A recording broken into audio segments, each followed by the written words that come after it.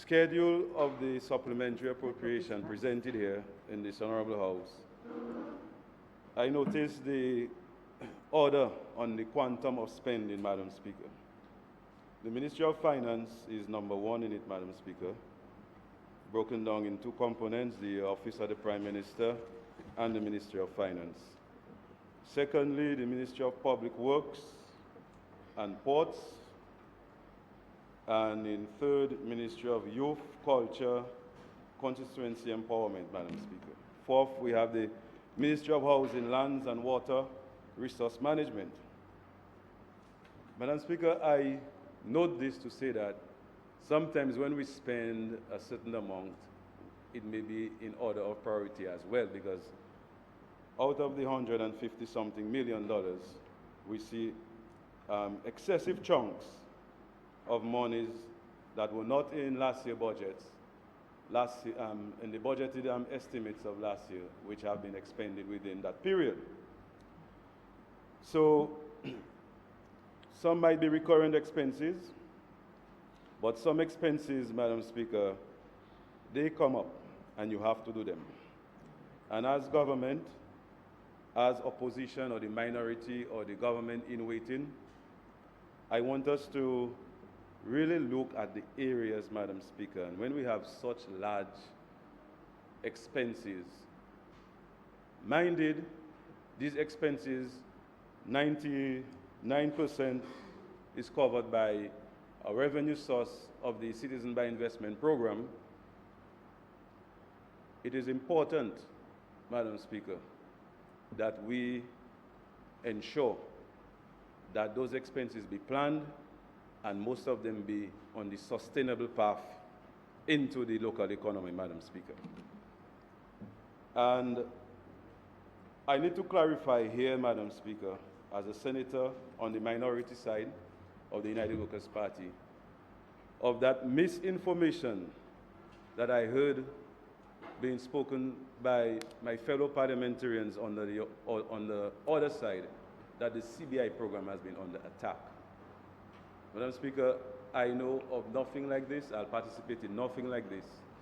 I can say in this honorable House, Madam Speaker, if we print out the Hansards that we had during our budget presentation and during mine, we spoke seriously on due diligence and on using the money for sustainable projects, Madam Speaker.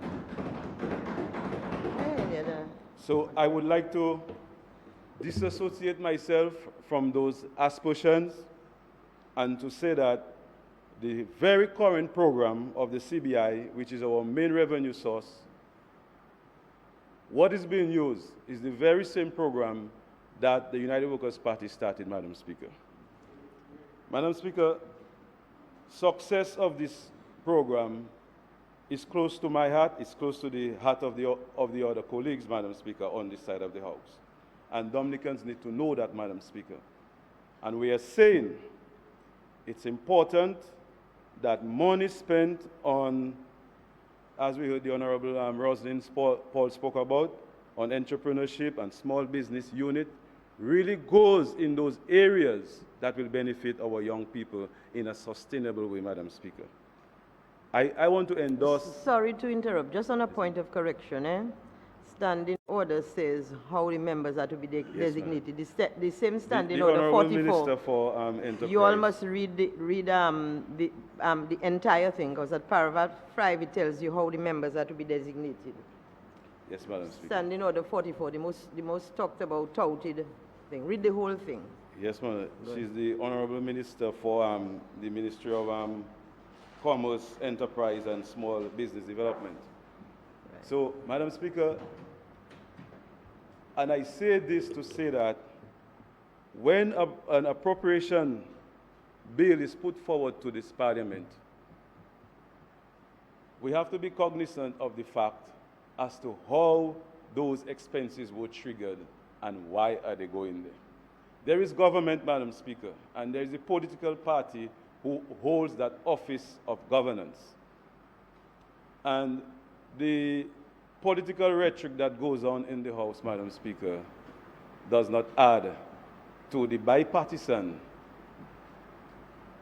participation that is expected on both sides of this House, Madam Speaker.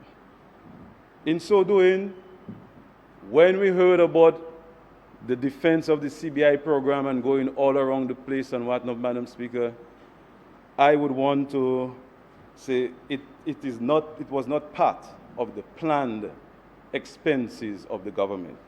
But the people of Dominica are thankful that this money has been drawn down, and we want to ensure that it goes to these target persons, it goes towards performance, it goes to something where we can track progress. For instance, Madam Speaker, when we look at our trade deficit, we look at our import bill, and we know, I mean, we say about agriculture. If we look at the amount of monies that have been spent, appropriated in that sector of agriculture, and we talk about meat, importation of meat, we talk about produce, I think we need to set better benchmarks for ourselves as a government.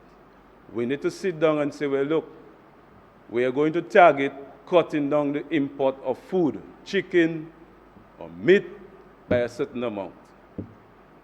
And we should not be running to spend those monies in the constituencies in a manner that reflects a partisan damage control, Madam Speaker. And that's the feeling I'm getting. And I'm saying that better needs to be done with those things, Madam Speaker. So in order to really succeed in doing that, Madam Speaker, we on this side, and myself, Madam Speaker, urge our ministries, various ministries, to revisit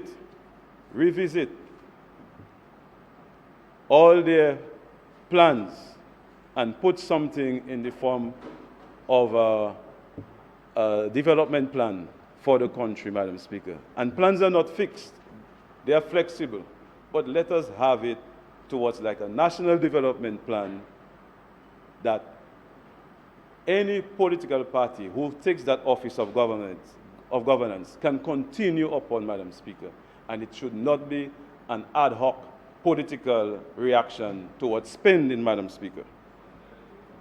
So Madam Speaker, with all this, when I heard we hear about 60 minutes and damage by the leader of the opposition and all those things, Madam Speaker, I am saying that we need not go down those areas and to label people wrongly. We need to look at things in context. Okay?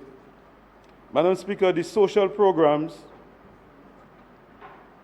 particularly the grant at DSS, and they say that it's this side of the House said that it's a pilot project towards insurance. I want to endorse the contribution made by the member for the Wesley Constituency. He's an insurance expert. Consultant. Thank you. And Madam Speaker, a pilot project, and the term used is a scheme. It's a scheme. But the whole functioning of that fund, that 5 million fund, is in the form of a grant out of necessity based on the needs and whatnot. And also the persons who are being targeted, Madam Speaker, it looked like they are being really targeted. We'd want to ensure that if you are proposing, and if the government has decided to propose a scheme which is operating at a grant basis, that this is a very serious thing. It sounds very ambitious, but it must have the origin of an insurance business. So the numbers that you're going to target, yes, they are smaller than the entire citizenry, than the entire population across the country, Madam Speaker. So we would really want to see that these public sector programs have some kind of structure, have some kind of framework, that does not make people say, well, look, the government is just offering something to fool you and vote you come next election, Madam Speaker. Madam Speaker, under D29, the NEP, Madam Speaker. Madam Speaker, the NEP, it was mentioned that it's the most talked about program. It's another social program. It was also mentioned that over 2,000 persons are employed. And it was also mentioned that the notable aspect of the contributions in terms of the impact of the work was cleanup and beautification. We also understood that 50% of the contributions, approximately that, came from government, and the balance from the workplace where the attachments were done. That was actually said by Honorable Minister Ian Douglas. Madam Speaker, the NEP program, as I've read and I've been hearing, is a mentorship program or an apprenticeship program, Madam Speaker. Madam Speaker, a lot of our young people are in need of employment. They're in need of starting up their CV to make them look good. And we have a lot of areas in this country that are in need of such service. Madam Speaker, this needs to be beefed up as well.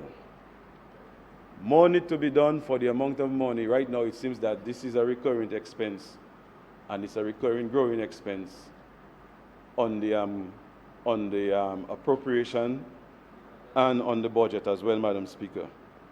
We need to really put something that have more structure as well. I'm very concerned about where we are spending all these monies, these monies from the revenues of the CBI, and they are not going into projects that we can say those projects will phase out into a stage where they themselves can create some form of revenue back into the local economy.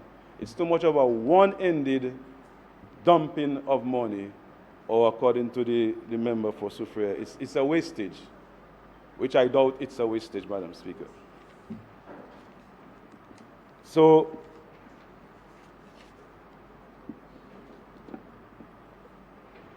Madam Speaker, I really don't want to labor much on the appropriation.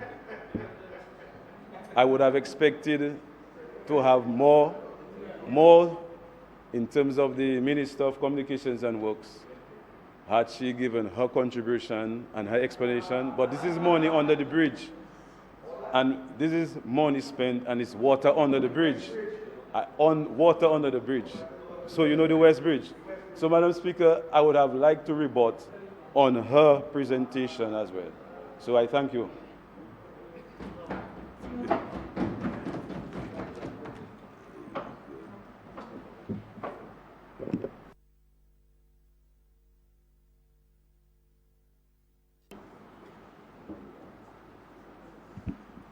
Thank you, Madam Speaker.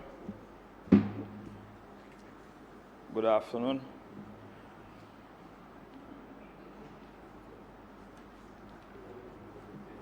I'd like to make my contribution on the debate before the House, Madam Speaker. Madam Speaker, we are speaking of $154 million in 10 months, unforeseen money that was spent. Madam Speaker, I went back to some years looking for how much money we have spent, the maximum we have spent unforeseen supplementary appropriation in this parliament. And I only got up to $79 million in 2012, 2013, Madam Speaker. But in 2016, 2017, Madam Speaker, it says a lot as a country. It says a lot about the government really spending, Madam Speaker. Madam Speaker, 10 months, you had your budget presentation, and within that 10 months, you burned $154 million. Madam Speaker,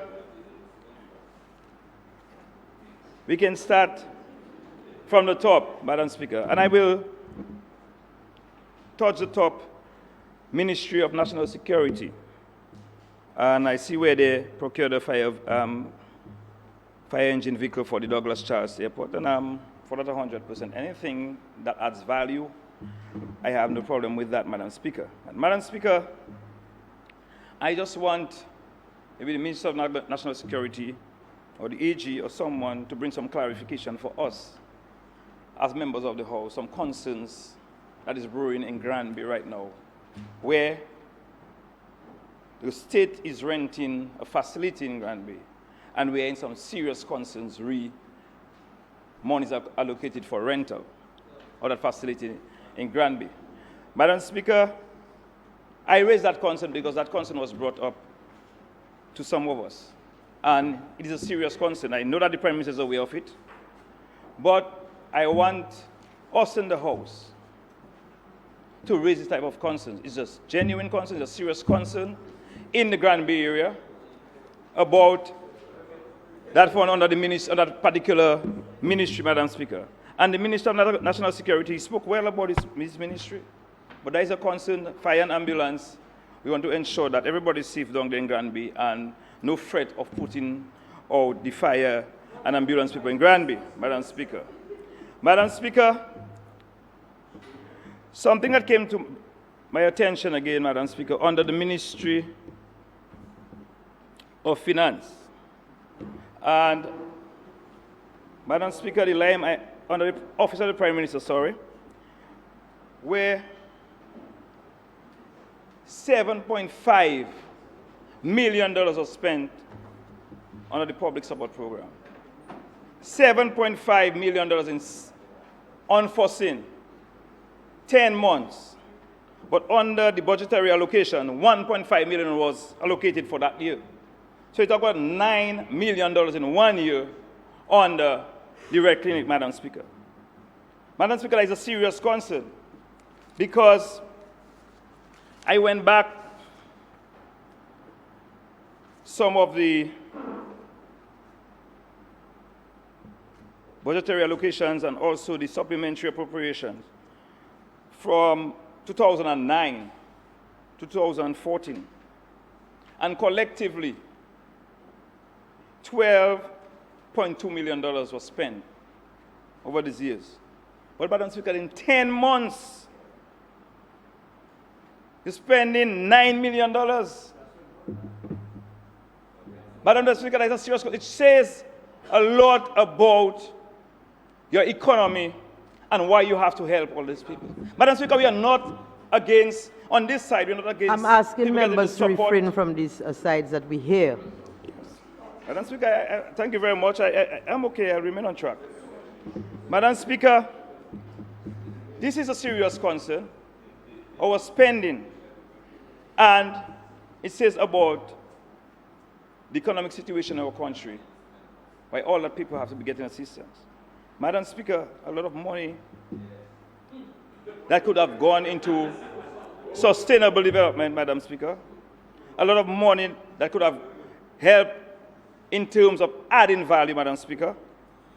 And we see that $9 million just for the Red Clinic.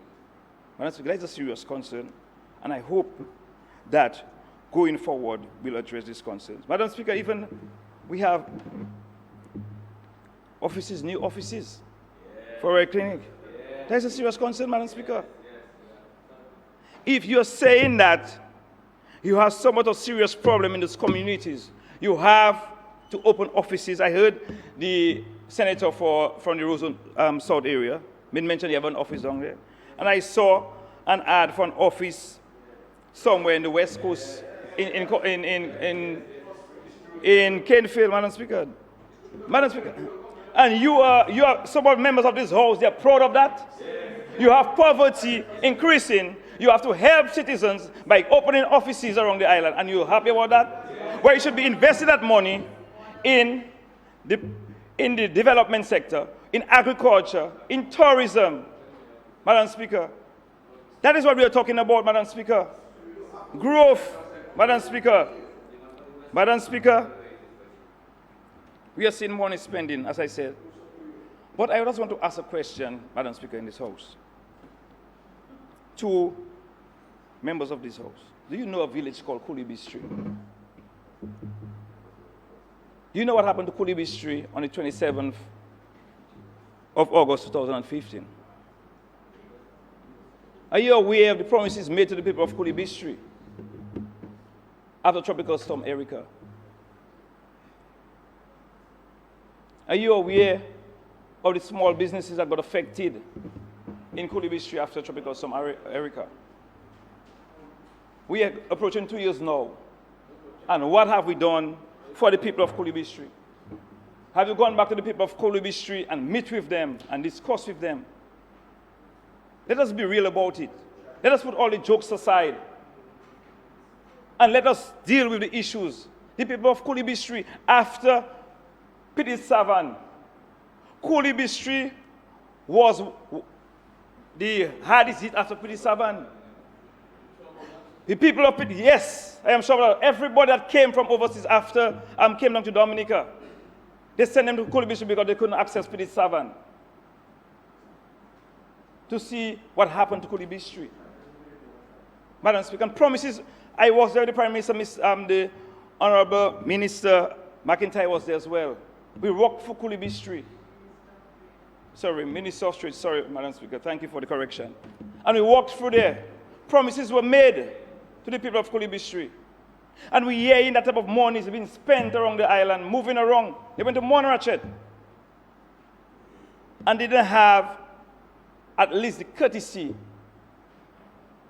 to go to the people of Kulibistri and at least say to them, we're working on you, or let us see what's happening, get feedback from them, understand their plight. A young lady from Kulibistri raised a question in Monrachet during the town hall and asked about the river wall because it is a threat to lives and properties. We're approaching the hurricane season and nothing, no one answered that question. We are seeing dredging of rivers after Tropical Storm Erica, and nothing has been done to Kulibistri.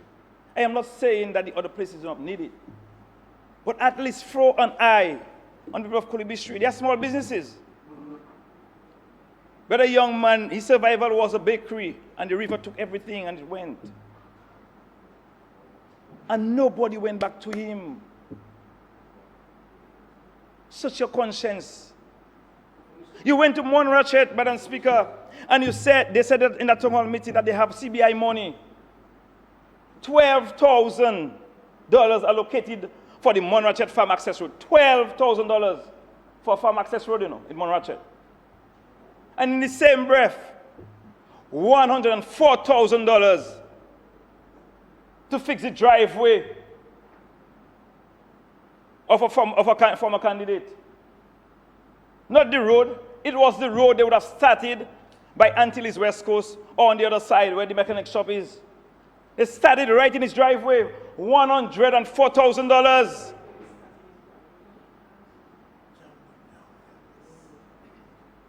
Do you have a conscience?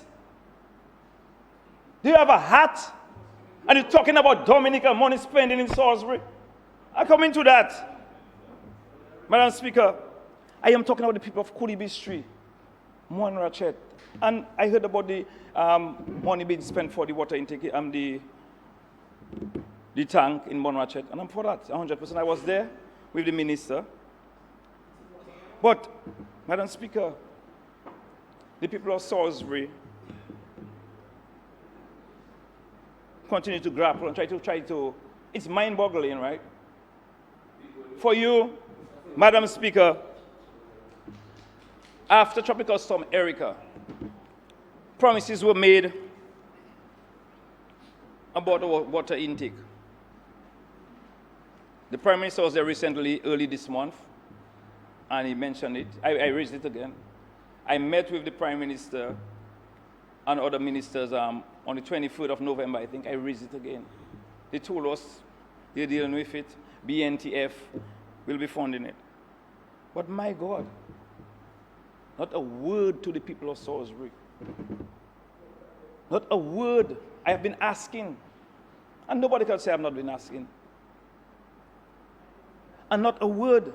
Everybody from Salisbury have to either buy water, take their trucks and go somewhere for water. But every day, you meet people from Salisbury taking buses and whatnot, going to Meru for drinking water. For 2 years. Do you have a heart and a conscience? Not because you didn't vote the Labour Party. We are Dominicans. We are paying taxes. And you do not want to at least... That is imputing improper motive, that you didn't vote things, so therefore you're not doing it. Okay, we are an opposition constituency, Madam Speaker. We won... I withdraw it, Madam Speaker. Thank you. Thank you. Madam Speaker. Move on. We are approaching the rainy season. And that is a serious concern. Madam Speaker, there is the Rock Farmers Group of Salisbury. They build an intake just a few feet below where we have the temporary intake in Salisbury. They build it on their own as the Rock Farmers of the Salisbury, on the Grand Tavern in Salisbury. And we are asking why 3,500 people cannot get proper drinking water. We have water in our taps for sure. But every time it rains or something happens, we don't have water. Suddenly the water's smelling fresh, you cannot drink it. And we are trying to ask and find out what have we done, Madam Speaker. Madam Speaker, they spoke about monies being spent on roads in Salisbury. And we welcome the BAM funding, Madam Speaker, because we need the farm access roads.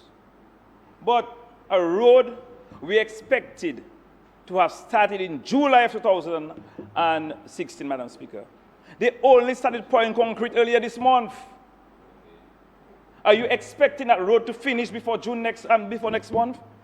No, Madam Speaker, we have to seek more time. But we are approaching the rainy season. You have about 12 miles of road to do. You expect the people of Salisbury to sit down and play dead? Madam Speaker, not to speak for the rights.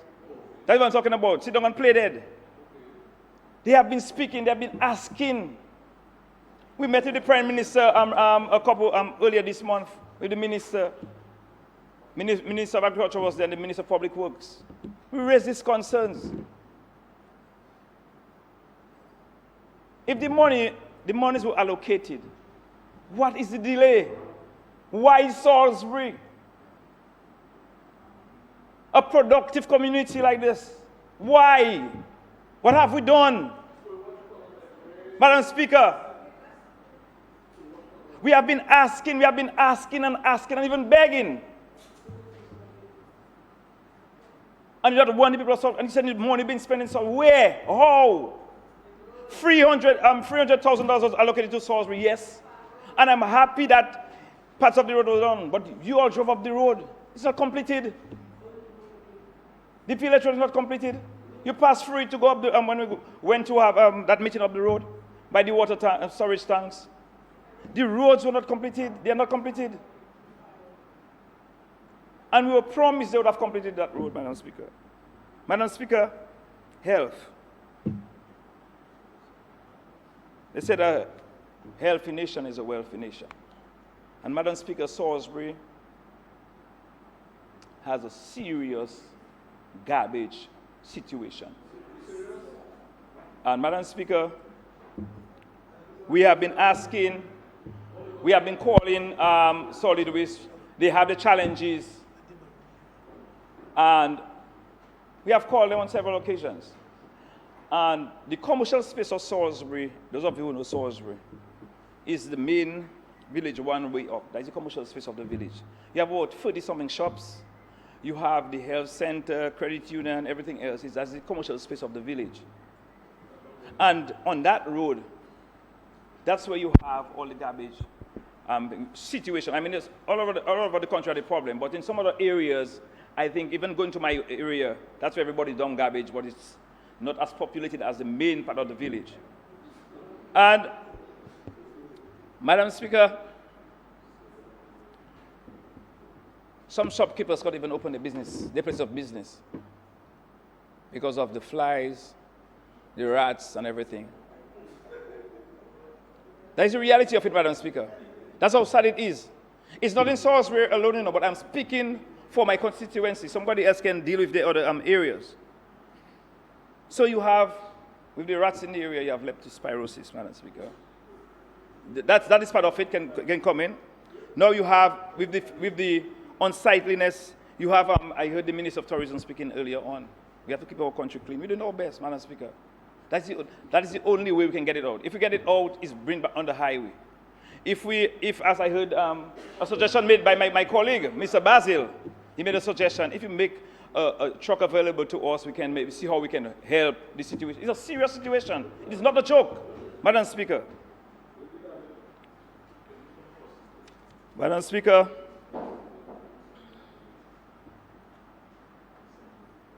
I always try to give credit where credit is due.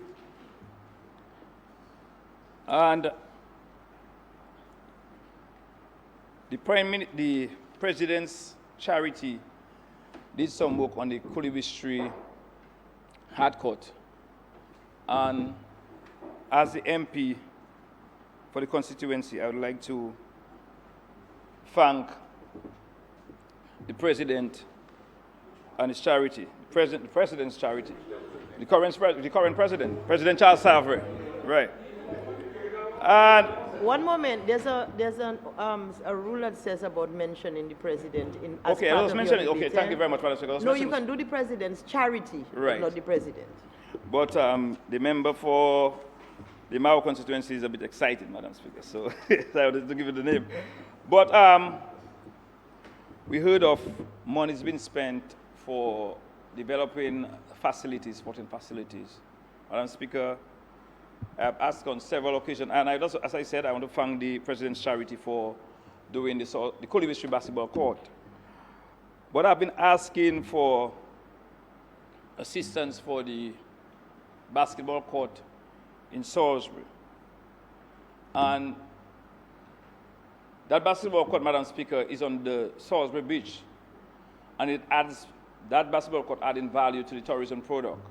As you know, they have been developing the Salisbury beach, and I know the Minister of Tourism is aware of it. And, right. And that is adding value to the beaches. One of the, I say better beaches on the West Coast. I'm not competing for anything, but one of the better beaches on the West Coast in terms of the potential, in terms of the location and everything, and what it can bring. And we would ask if the Ministry of Sports would take into consideration assisting the basketballers and the young men of Salisbury to repair that basketball court. So that is another area, Madam Speaker, I wanted to touch in terms of sports. We have been doing our best as well to do the playing field in Salisbury, and we'd like to see other playing fields to get on stream and bring back sports. Because, Madam Speaker, I had the opportunity to play a few cricket games recently in Girodale, Point Michel, Botanical Gardens, and Portsmouth with a touring team, and played in the communities. I think it was maybe after 25 years, first time they had cricket in Girodale. And I think the atmosphere was a good one. I think we'd encourage the powers that be to see how we can improve some of the sporting facilities around the country, so you can bring back the Sunday Fete match, and maybe we can have some cricket.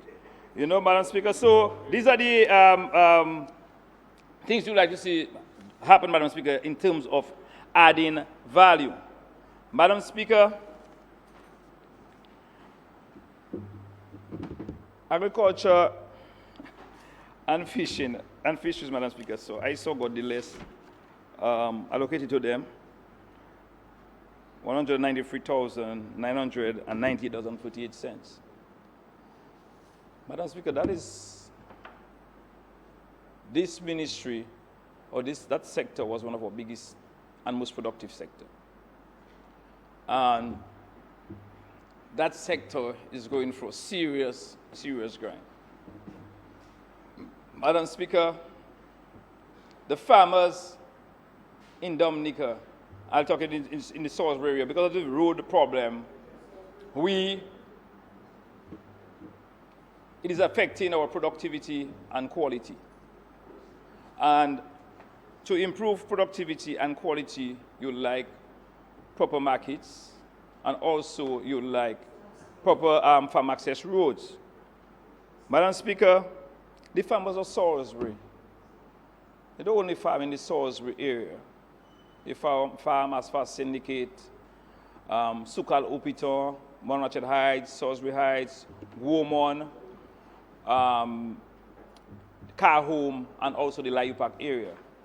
So you have the farmers of my constituency right across the board.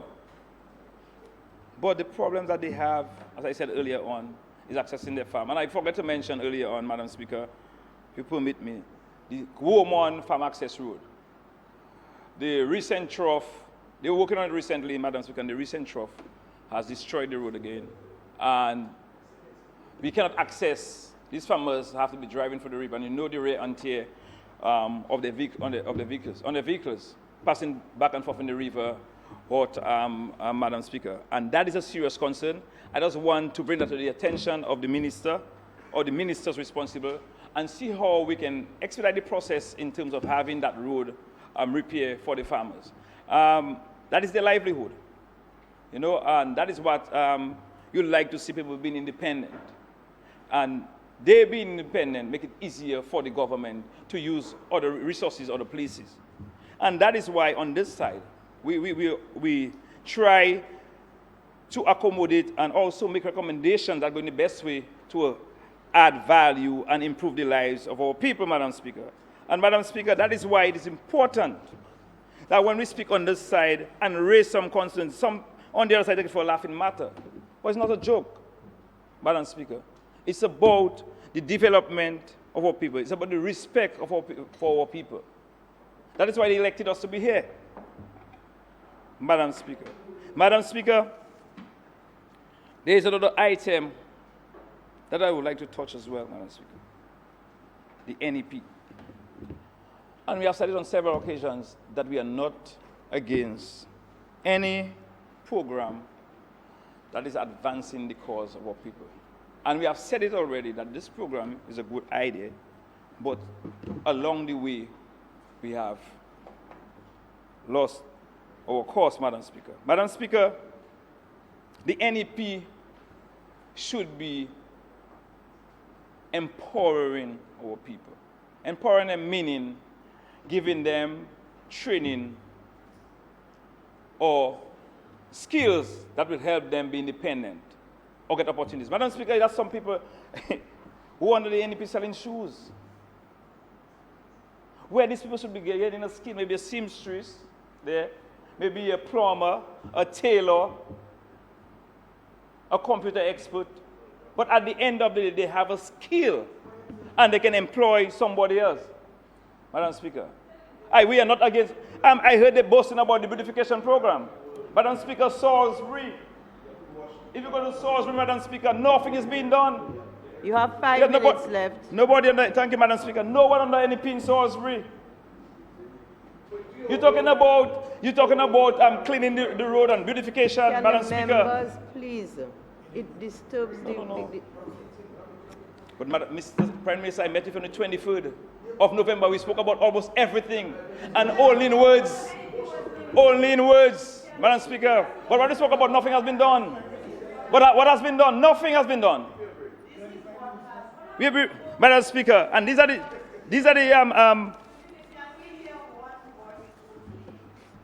Thank you, Madam Speaker.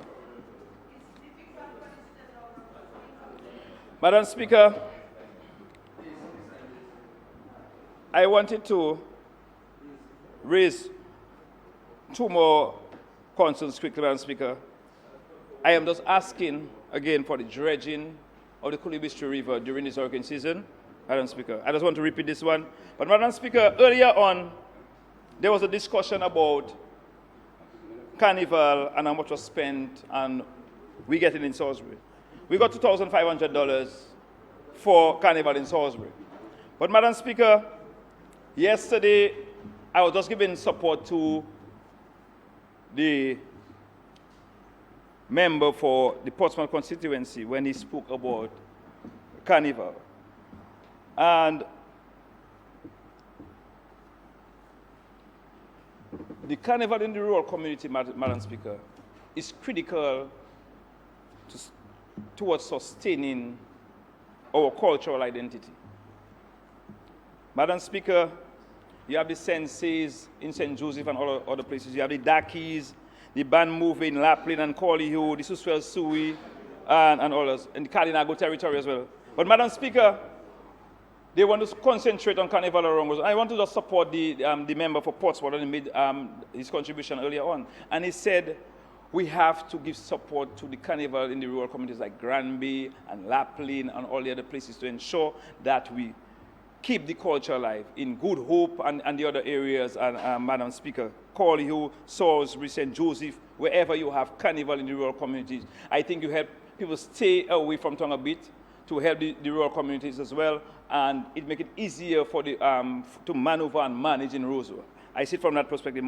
He made a mention, Madam Speaker, about corporate Dominica and they not wanting to help Carnival in the rural community. I support him as well. Brand visibility they speak about. But what about brand sustainability? I'm saying if one of the corporate citizens give a Laplin band movie $1,000, let us use that as an example. That will go a long way that the community, the entire community of Laplin will be grateful. But in fact, you go in town and you give somebody $100,000 for band or costume, whatever. It stays within Roseau. Yes, brand visibility, but it's not sustaining. Who is helping you sustain your brand? The rural communities. So, Madam Speaker, I just wanted to send a message out to the corporate Dominica.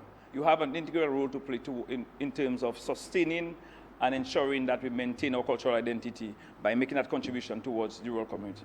Madam Speaker, thank you for your time.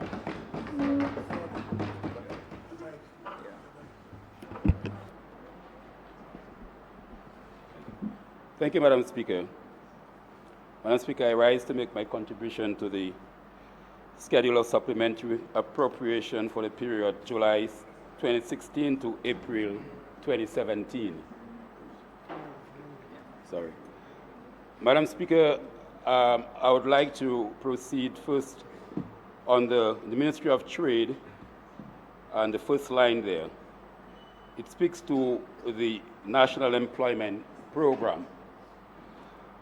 What's noticeable, Madam Speaker, is the fact that an additional allocation of $5.4 million, but however, the approved estimates of 2016-2017 did provide $6 million. And when we look at the previous estimates, actual spending, we note that between 2013 to now, the total amount spent on that program is $38.4 million. That is National Employment Program. Yes, it may sound good that we are providing for employment. However, one of the main indicators of the lack of growth in the private sector for the creation of jobs, and it is, we heard previous speakers on the government side, identify the program as a social program, a program intended to provide some skills and training persons so that they may find job in the private sector. So, if we did estimates when we started the program that we expected to employ 200 persons, but now we are 2,000 and growing, and the expenses keep growing, increasing, it points to the fact that the private sector that should be creating jobs in the economy, they are not creating jobs.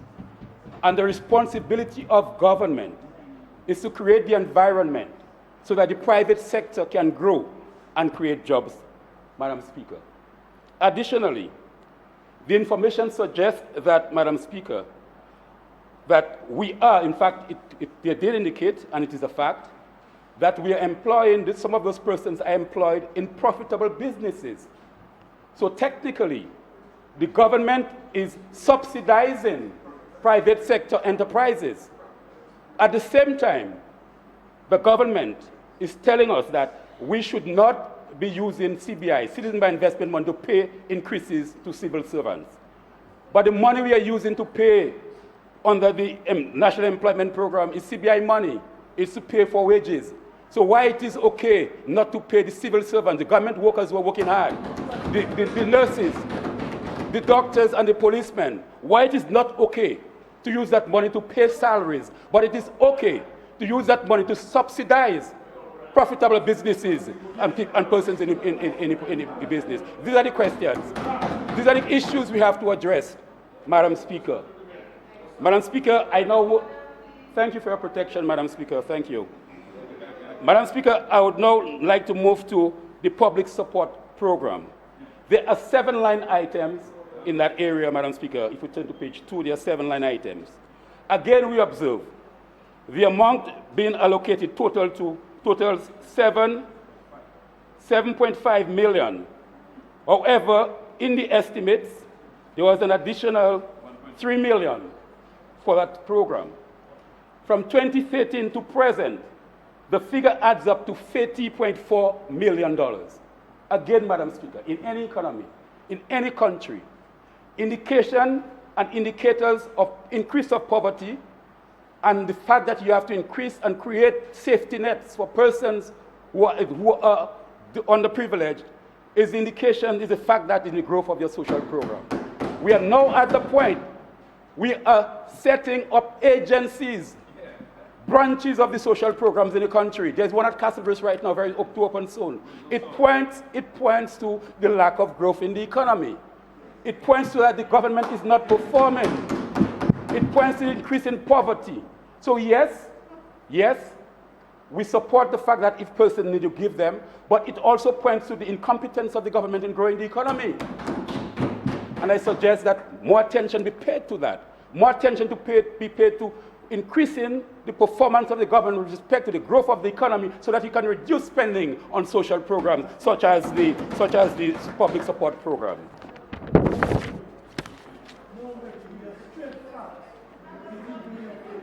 Madam Speaker, on page 2, Madam Speaker, I'm looking at item D31, International Airport. 2.08 million spent to meet expenses relating to preliminary investigations for the construction of an international airport. Preliminary. Madam Speaker, we must not try to reinvent the wheel. Compton Point. I can identify at least 4 studies made for Compton Point confirming that an international airport can be built there. In fact, the studies undertaken by the administration of the United Workers' Party of Edison James administration also looked at it. However, when the comparative analysis was done, it was discovered that it was more profitable, it was less costly to go to the new site identified. So therefore, if we are preliminary, although all the studies have been done by the Freedom Party administration, by the United Workers' Party, by previous Labour Party administration, and we are spending 2.08 million on preliminary studies. We have not done environmental impact. We have not done technical studies. We have done no studies that really suggest the feasibility of establishing the airport there. I wonder, when will we get an international airport and what cost will that be, Madam Speaker? I suggest that there is absolutely no need. And this $2.08 million, the member for Wesley did indicate that the people in the area have seen nobody doing any preliminary studies. However, it is said that we have to accept if it is recorded that it is true. We'll ask that the study be made public. The study be made public to see the contents of the report, whether it's justified that spending, Madam Speaker. That's all I will say for the time being on this matter. Madam Speaker, I now move to Ministry of Housing, Land and Water Resource Management. And in that area, Madam Speaker, we observed an additional spend of 7.54 million. In the estimates of 2017, 5 million was allocated, which suggests that that amount had already been spent. However, when we review from 2013 to 16 to now, $28 million have been spent on housing assistance, $28 million. Madam Speaker, I am not suggesting that persons who are in need with respect to housing that cannot be given assistance. However, if we are going to spend so much money on a program, we need to show results. The Minister of Housing, and he has been holding that position from the time this government came into being. That's the only one of probably the only portfolio has never moved, one minister. We would like to know how many houses have been repaired and the distribution. Of those houses repaired, how many can now withstand hurricane force winds? Of those houses repaired, what impact it has had on reducing overcrowding in the housing here? Give us information. Show us that we are getting quality, we are getting results for the money spent. Also, Madam Speaker, the program, I would like to suggest, and you see, I've already said when I stand here speaking, I would like to, do not look at the messenger, don't consider the message. Let us use the program. If you're going to spend so much money in an area, spend the money in a way that it strengthens the economy. It has positive impact. For example, why can't you use that program to improve your skills, semi-skills in terms of construction, so it's properly organized, right? Why can't you do that? Why can't you use that program to expand and grow your cooperative and your self-help programs? Because many of the persons who are getting the assistance, they can provide some self-help. So you can use the program to have a self-help component and expand it, right? So also, part of this program calls for the sanitation. Yes, they have positive impact in that. But in the implementation, we need to respect the laws of the country. That misguided doctrine of no law, no constitution will prevent us from doing what we want. We need to change that. Because, Madam Speaker, in this country, we have environmental laws. If you or I or any one of us submit a plan to the planning department, they will refer the plan to the Environmental Health Division to determine whether your waste disposal system is properly located, etc. This program, this sanitation program, does not pay attention to that. And one of the reasons why we had so much damage because of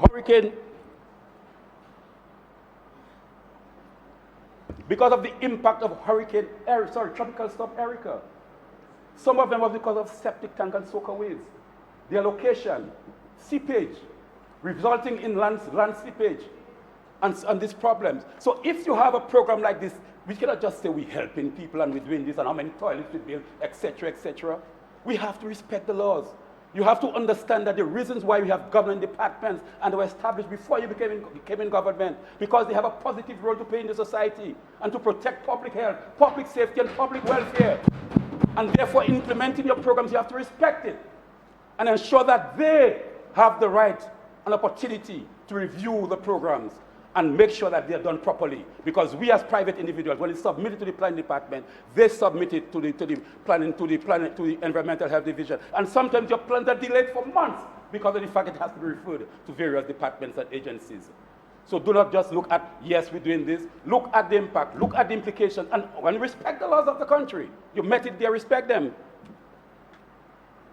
Madam Speaker, under social services, family, gender, and so forth, we have assistance provided to facilitate garbage collection.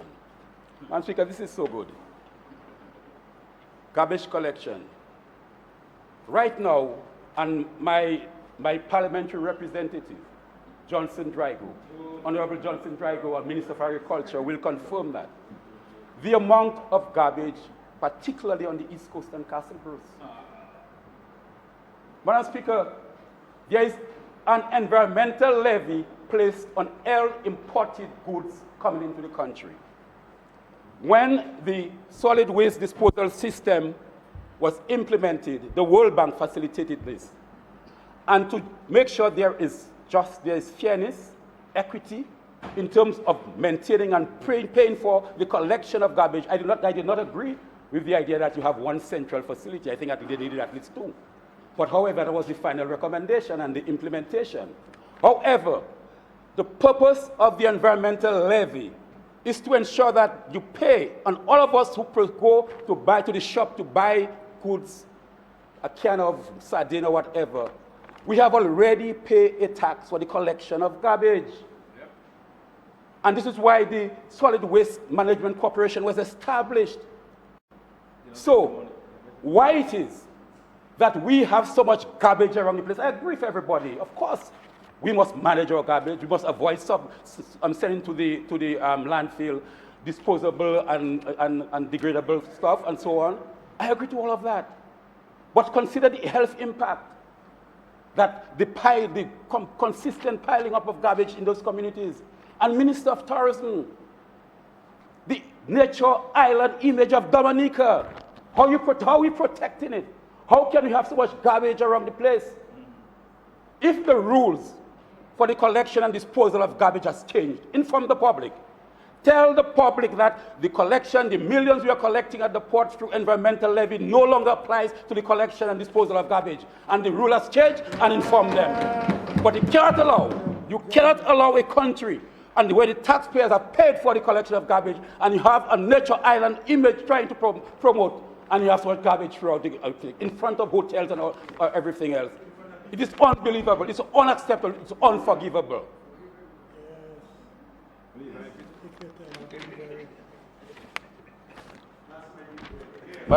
Madam Speaker, I would like to now look at constituency empowerment.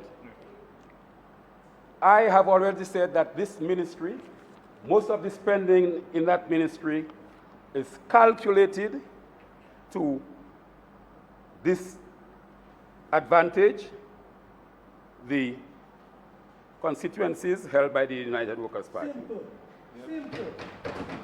However, Madam Speaker, I would like to say that the money being spent in that area, and I'm certain the parliamentary representative for Castleberry, Minister of Agriculture, will support me. The Castleberry constituency, and I've also in fact pointed out to the parliamentary representatives from the East deserves more. The East deserves more. And the four of you from Dalis back to Kalinago territory should come together and form a coalition to demand more from the government with respect to the East. And one of the areas we need more assistance is that this spending by the Ministry of Constituency Empowerment, we need to improve recreational facilities in the East. Gurup, Pilsufreher, Castleberry itself. We need to improve them. The people of Tranto Deeper, so long they've been asking for a resource center. Why have there been no move in that area? Castleberry's constituency, Castleberry's proper. How many years? About 4 years ago, we started the Jalousie Road, an important link road in case there is a blockage or emergency in the village proper. So that person, in fact, this is the road that is part of the national trail, the White-Eagle National Trail. And if it's right now you pass the condition, you have to be a four-wheel drive to go through there. It's important. So I'm asking that this spending by the Ministry of Constituency Affairs pay more attention to the East, Castleberry, but the East in general, and that you, the four PAL reps in the East, demand more. 4 from 15 is 11, leaves 11. 1 from 11 leaves 1. And no government wants to know that there's a situation where 1 from 11 leaves 1.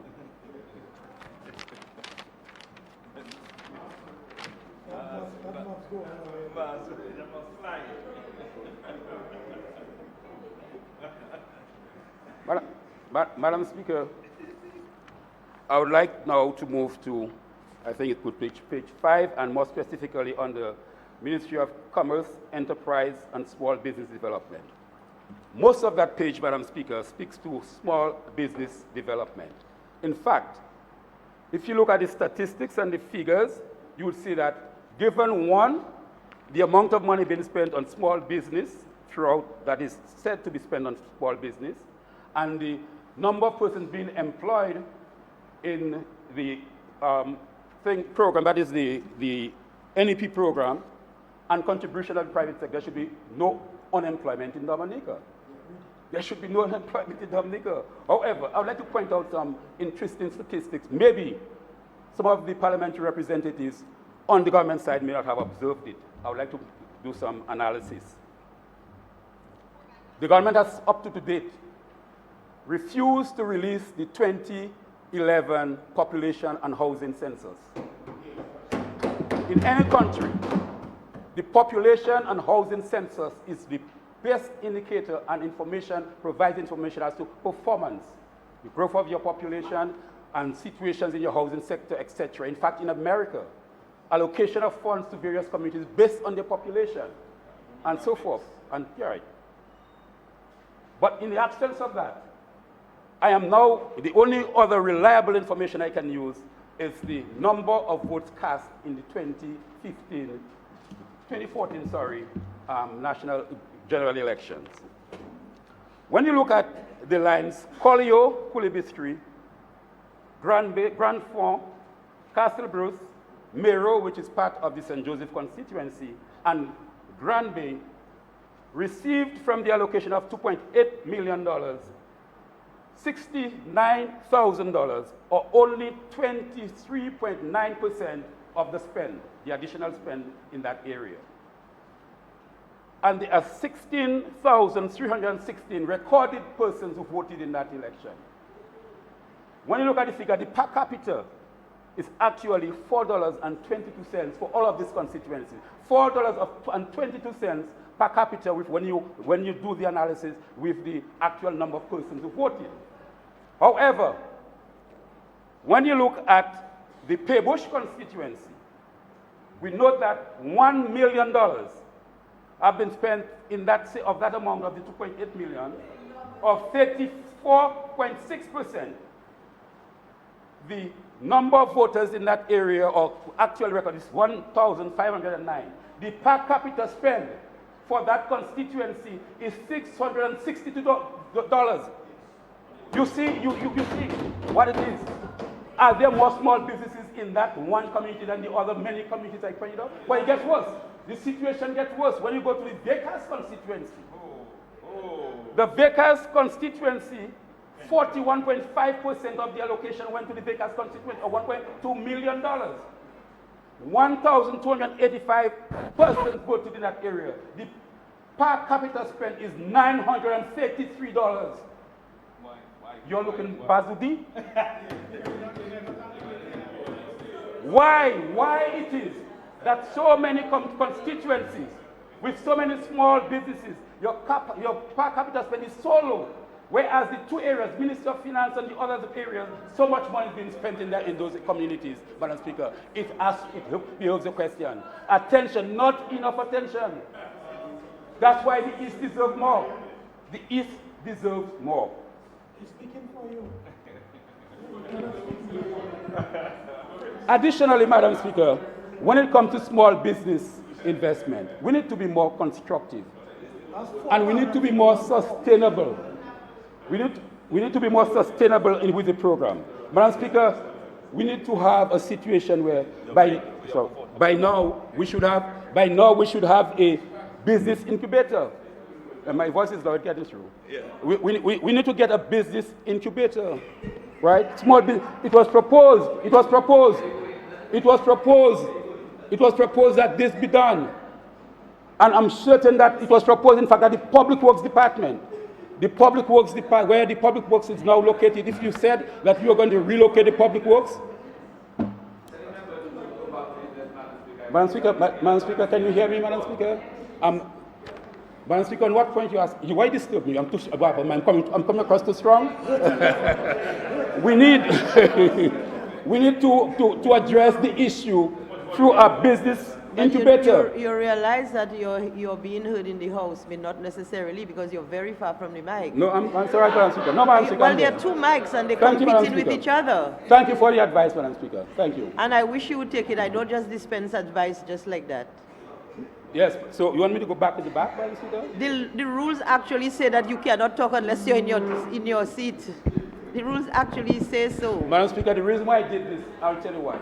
The camera over there have always asked when I'm speaking, do I move? That's why sometimes when the Senator Fontaine was sitting there, I exchange it whenever he comes to speak.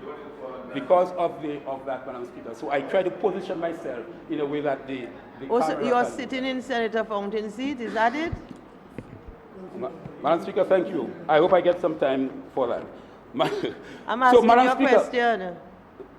As you asked me a question, Madam Speaker? Yes. What's the question, Madam Speaker? I just asked you, are you sitting in Senator Fountain's seat? No, I'm just highlighting the point. The reason why I move that way, it is also because the cameramen have asked when I'm speaking that I try to avoid the pillar. So I sometimes get myself there. So if you do not want me to go back to my position, by all means, you need to be seen on go camera. Back to my position, Madam you Speaker. need to be. I just was pointing out to you. My concern was that you had two mics on and they compete with each other. That's what I was saying.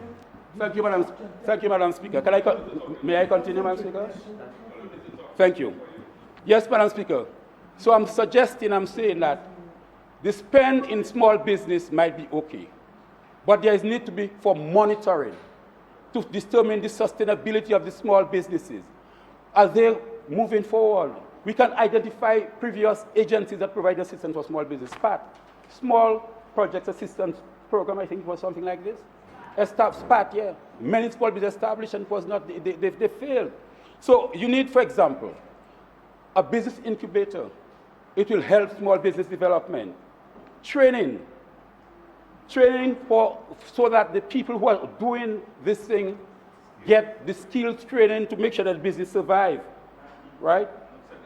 We need technical support to the small businesses. It's not necessary, it's just important because when the election might be coming, we're spending money on small business. It can't be that. It can't be that. It can't be that. It has to be a situation where the spend is such that it becomes sustainable. We get results for money.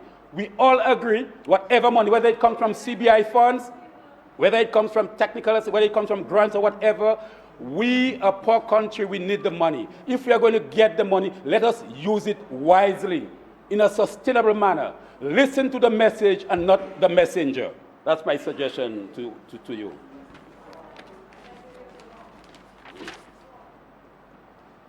Madam Speaker, I would like to now move to the Ministry of Public Works.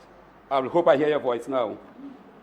And more specifically, $5 million spent, amount required to meet commitments under the West Bridge project. According to information published and available to all of us, this project cost $18 million. Madam Speaker, all reasonable, qualified, competent engineers, quantity surveyors, etc., have determined that this amount of money was way in excess of what the project should have cost, way in excess. So we, and competent, qualified person estimates that it would, the contractor or the contractor or the person who got the contractor, because they were not even the contractor, quite frankly, they would have made in excess of between $6 to $8 million profit on this project. First time in the history of the Caribbean. If you know of others, let me know.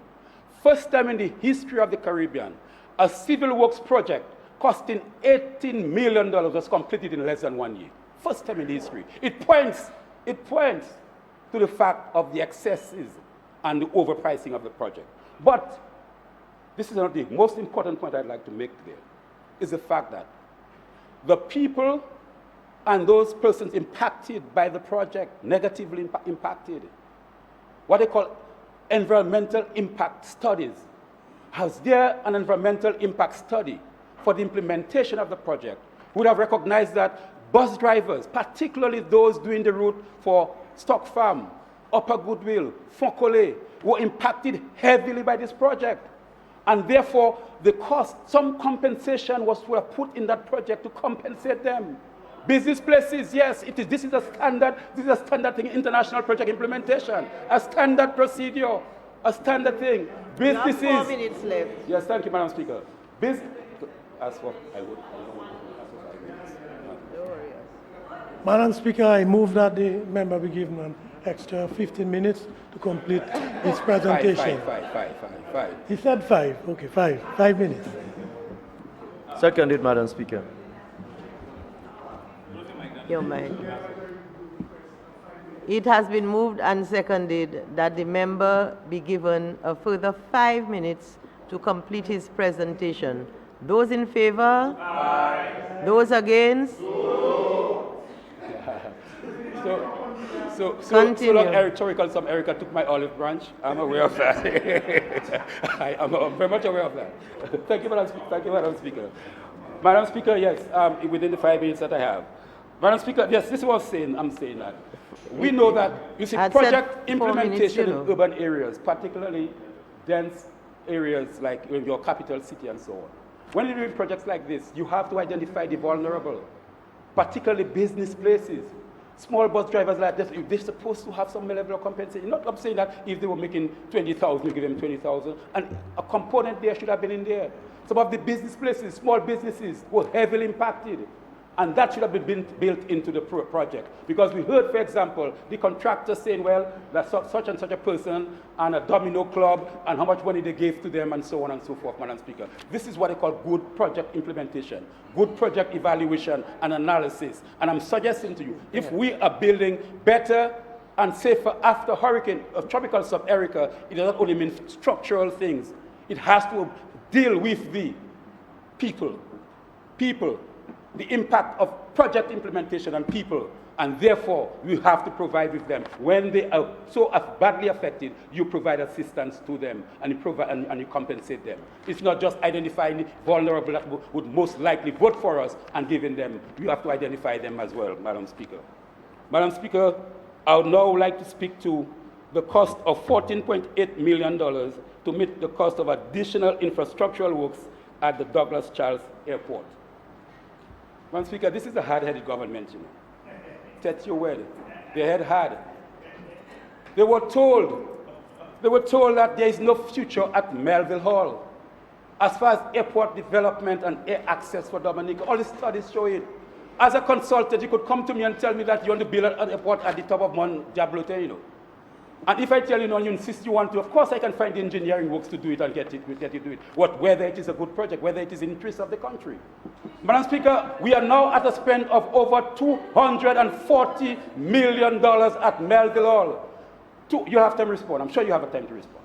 $240 million at Melville Hall. Right now, we should not be talking about doing preliminary studies for an international airport. We should be talking about expanding the airport to get an international airport. Had that government listened, and listen wisely, the $240 million would have gone towards construction of a runway equal the length at least of Melville Hall at the site of the international airport, proper night landing facilities, and would have had the international, now we talk about expansion. Your time is up. So therefore, listen, stop, take good. Your time is up.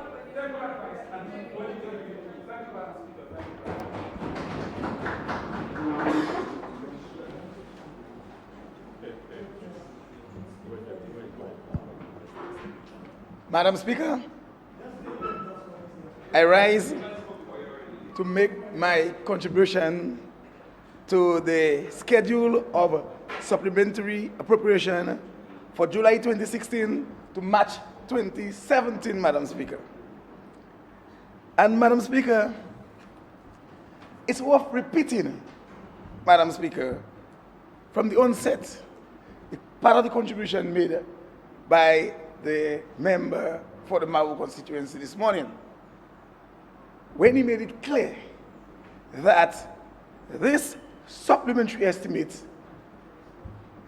99% of the estimate is coming from local funds, Madam Speaker.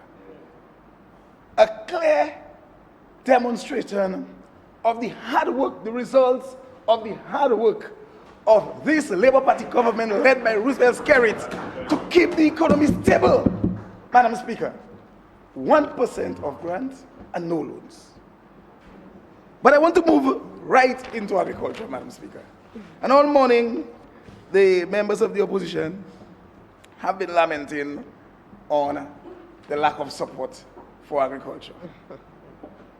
And Madam Speaker, this is so untrue. alleged lack of support. Madam Speaker.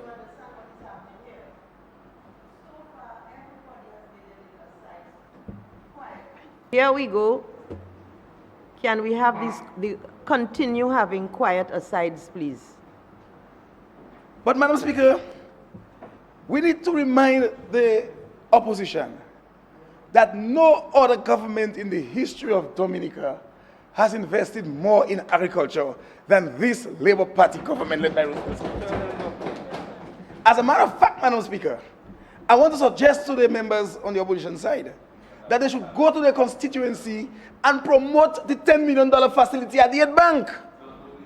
Let the farmers of those who are coming from farming communities encourage their farmers to go to the Aid Bank and take advantage of the $10 million facility that was placed in last year's budget for farmers, Madam Speaker, at a mega 3% interest, Madam Speaker, with 6-month grace period, Madam Speaker.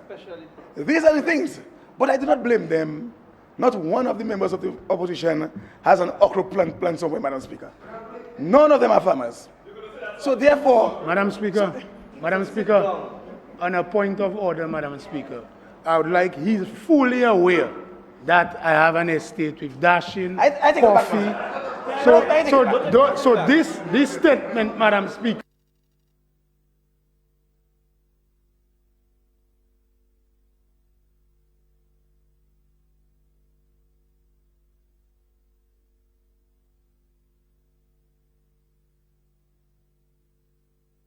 Madam Speaker, point of clarification.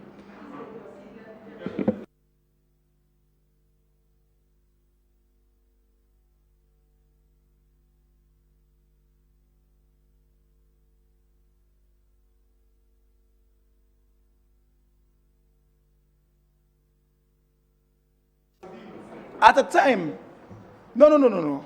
You can't get me back to see my friend. At a time when so much is happening in the agricultural sector, Madam Speaker, we cannot come here and allow nobody to criticize the work that is being done in agriculture. As a matter of fact, Madam Speaker, the opposition as a party has gone into huckstering to take advantage of the opportunities in agriculture as we speak, Madam Speaker.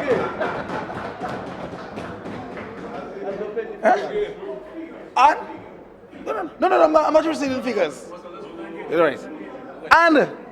And we have no problem with that, because the job of the government is to invest in agriculture to ensure that our farmers produce top quality product for export. And so anybody who wants to go into exporting, we welcome that. But I have some good news today, Madam Speaker. And I'm sure the Minister of Trade will be happy about what I'm going to say. Today, Madam Speaker, just today, we sent out our first trial shipment of a container of dashing to the United States of 22,000 pounds, Madam Speaker. This is what we are doing to move the agricultural sector forward. And as we speak, the synergies between agriculture and trade is improving, and they're going around the island, meeting the farmers, encouraging them to go into their farm, take advantage of the opportunity, government planning to support them, and so on.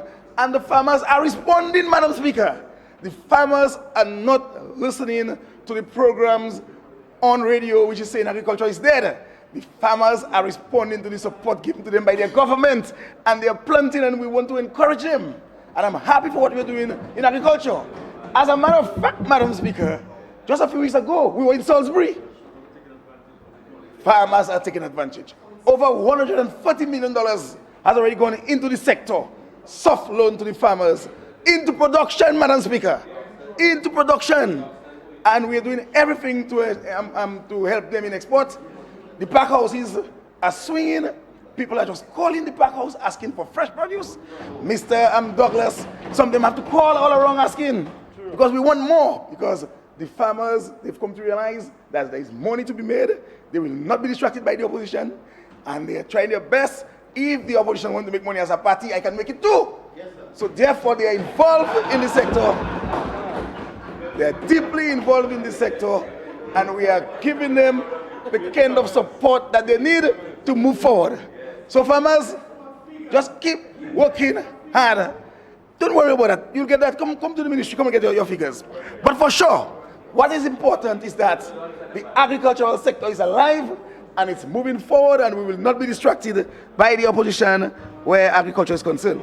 Madam Speaker, the senator, the honorable Senator Isaac Baptist, spoke of the Eastern Constituency and what is happening in the Eastern Constituency in terms of road. Madam Speaker, the member for Lapland can speak for himself. The member for Grand Fork can speak for himself. And all of us can speak for ourselves. But let me just generalize here. Madam Speaker, there is a lot of investment in infrastructure on the East as we speak. In La Plaine, in Castle Bruce, in Good Hope, in Petersfield, in the Caribbean territory. As a matter of fact, I do not blame the senator because he doesn't know what is happening in Castle Bruce. The senator doesn't know what is happening in the Castle Bruce constituency. But if the senator were to go to Good Hope today, he will meet a different Good Hope than the one he left from the last election, since he has not gone back. He will meet a totally different Good Hope. Good Hope is being transformed, Mr. Senator. We've just got a new road, because you need to be informed. At the back, phase 3 in the Cochrane area, we have a new road going across there. You need to take a drive on it. And Madam Speaker,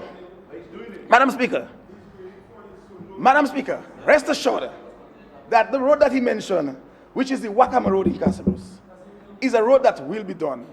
But coming out of Tropical Storm Erica, every project in Castle Bruce constituency had to be prioritized. And for sure, Castle Bruce is one of the communities that you can get in and get out through several roads. Anywhere you go for Castle Bruce, you go up St. House, you get out. You go up to Jalousie, you move up, you get out. You go down to Windblow, you pass by the school, there's just roads all across Castle Bruce. So that phase 3 road in Wakama will be done. But it could not have been done before some of the roads to be done in Good Hope, Sansover, and Petersfield. And that's a decision the power has to take, because that's why I was elected, to take wise decision for the people. And I'm doing it in the absence of your support. It doesn't matter. I know you have no time for the community, but you were not elected. I was one elected, so I'll do all of the work. That's okay. But do not come to the Honorable House and say to the people that the constituency is not getting its share, my friend. Because as we speak, Mr. Senator, the chair, Madam Speaker, good, you got it there. We are doing 2 major roads, additional roads for the people of Petersfield. We are spending over $1 million presently in roads in the constituency. And then we still have the DVRP project, where an additional $4 million will be spent on special intervention. And that is outside of the major projects we have, where we'll be doing the main road from Pokase all the way to Castle Bruce and into Petersfield and into Hatton Garden in phases. This is another special project that we have coming up, Madam Speaker. So, of course, we will do it as well. There's work going on as we speak, and it will be completed. So Madam Speaker, the people of the Castle Bruce constituency, they themselves are satisfied that attention is being given to them across the board in housing through the NEP. One of the areas of the NEP that I want to highlight today, Madam Speaker, we've done so much work with the engagement of people under the NEP, but there is a yes we care component of the NEP, and that is persons who may not have been captured under the structure of the yes we care program that we have. And we have persons, not only in the Castle Bruce constituency, but I want to refer to the Castle Bruce constituency specifically, where we have employed persons and they are taking care of just one person, one family in a home.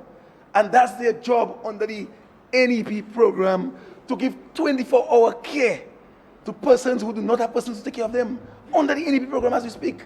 And that's a special component of the NEP that I want to highlight, Madam Speaker, that is going on in the constituency of Castle Bruce. And I know in the other areas across the island. So the NEP program is an excellent program that we just have to support, come what may, Madam Speaker. In housing, we have built 20 houses for constituents, Madam Speaker. 20 families have received their keys for their houses. And I'm not talking about repairs, the repair program. I'm talking about persons who have gotten houses to the tune of between $140,000 to $170,000 per unit. And it has been given to them at no cost, Madam Speaker. Low-income families and persons affected by disaster. Look, we are just completing another house, thanks to the Ministry of Housing, of $170,000 for one of the families affected by Tropical Storm Erica in the Sansover area. And within a week, she can have a keys for a brand new house, Madam Speaker. So the idea that the East is not getting and so on and so on and so on, we will not tolerate that. We are a government. We are of hard-working constituencies. All of government fund has to be divided so that every constituency gets its equal share. So we will continue to work with our government because that's what our government is doing. It's working for us, Madam Speaker. And so, Madam Speaker, we speak of the $300,000 for each constituency. We were able to take a number of projects under the $300,000. We supported the boat building project under this $300,000. The first phase of the Cochrane Road came through that project, Madam Speaker. There are several young people who receive funds in the constituency under this project, Madam Speaker. So we know that we are supporting our constituents, and we know that our constituency, they are benefiting handsomely from this program, Madam Speaker. In fishing, today is graduation for a group of young persons at the youth division who did boat making. There's another set who did fish post making. There's another set who got trained in small engine repair, outboard motor engine repair. There is sustainable jobs, Madam Speaker, and the people are happy. We have an enterprise formed in the youth center where these young people are working for themselves. They're selling ice there, going on sea there. They're helping themselves an incubator program. So under the Ministry of Small Business. But I do not blame the senator again. He doesn't know what is happening up there. He's not accustomed, he's not familiar with the people. He has left. As a matter of fact, he has left from the election day of 2014. He left the area and so on. So I don't blame him for not knowing what is going on. But I'll continue to do the work for the people. I can assure him of that.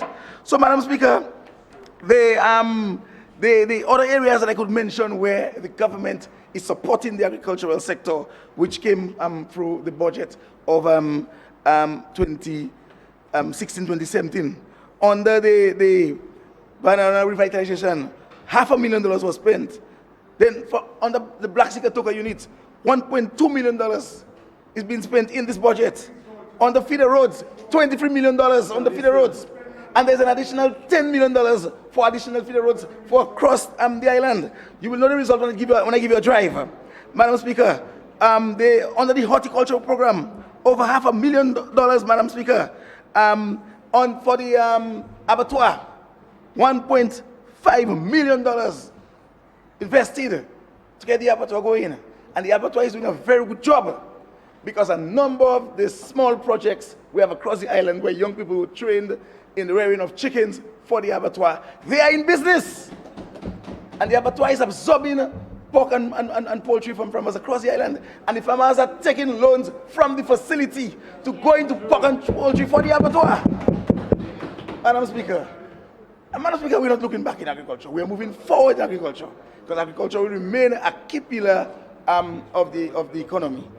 And so, Madam Speaker, with just these few words, I want to lend my support to the supplementary estimate and to recognize again the percentage of the estimate which is coming from local funding, which clearly demonstrates the hard work and dedication of our leader, Honorable Roseau, and all of the cabinet members who are focused on one thing, advancing the people of Dominica. We're not looking back. No demonstration, no burning, no fire. I heard the member for Salisbury spoke of fire this morning. He's not going to put no fire. We need him to out fire because he's the one of those leading all of the fires in Salisbury, in the Salisbury area. Because he's a member for Salisbury for sure. So he's one of the key persons behind the disturbance we are seeing in the Salisbury area. And we have to say it. We have to say it.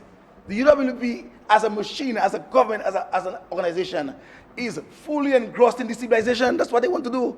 Destabilize this country. For sure, that's what they want to do. Point of order, Madam Speaker. Point of order, Madam Speaker. It's clear for all to see. That statement, Madam Speaker, about the United Workers' Party being involved in destabilization of the country is manifestly Who is unfair. responsible for what happened yesterday? Imputing improper motives, because that's not what we're here for. Who is responsible for what happened yesterday at midday? Madam Speaker, The UWP. They are the ones responsible for what happened yesterday, nobody else. Who is responsible for what happened on the 7th? It's the UWP. Oh, yeah, man. Okay, Madam Speaker. I take it back, Madam Speaker. I review that statement. However, the Dominican people, Madam Speaker, at their homes, before their televisions, listening to their radios, they have the capacity to analyze what is going on in this country. They know who is working for them and who is working against them. So I am leaving it to the good judgment of the Dominican people. They know who want to stall development and they know who want to advance the country. And they are analyzing and they are on the side of the people they know who want to move this country forward. True. And that is why, whenever a call is made, whether it's by the opposition or the government, you see the results of the amount of people who turns out. If the government calls people together, you see the number of persons who turns out. If the opposition calls people, you see the number of persons who turns out. And you know on which side the people are on. So we will continue to work for the people. These supplementary estimates that we're debating, I heard the minister for Constituency Department said 85 projects are under construction. 85 village roads across the island are presently under construction with an average of at least 15 persons per project. 85 by 15 is what? Some 7,500 and so on, close to that. 85 by 15. So these are sustainable jobs where 85 projects are under construction and persons are across the island are employed. These roads are concrete roads. They will last for the next 40 years, long after the UWP is extinct. Madam Speaker, thank you very much for, I support the motion for yours. Extinction of the UWP. Madam Speaker, I rise on a point of order. Madam Speaker, I know I've submitted, I rise on a point of order. I've submitted the privilege motion without notice, Madam Speaker. But I would like at this point, Madam Speaker, for it to be heard by this Honorable House, because I was advised to change it around. I was advised to get legal advice. I've done all that. I've submitted it since morning. But, Madam Speaker, I am willing to go with it, Madam Speaker, as is, because I think I've gotten legal advice. I've spoken to many people. And, well, but again, as the Prime Minister advised yesterday, I did everything. So I'm asking this Honorable House to hear the motion, Madam Speaker, at this point, Madam Speaker. Because, Madam Speaker, yeah, well, I gave it, well, yeah, but I gave it since morning. You don't have it, so you want to, well, it's not me, you are the leader of the majority side. So I'm just saying that I have given it. Yes, it has been there since just before lunch, then we made changes after lunch, so it has been there, Madam Speaker. So, Madam Speaker.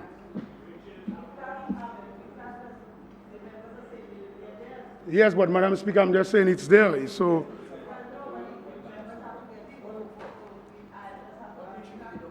Okay. Yes, but it's there, so I can talk to the clerk, Madam Speaker. Because it's there. It's with him, Madam Speaker. The documents, they are with him. Well, the copy, but all the other copies are with him, Madam Speaker. Okay, Madam Speaker. Thank you.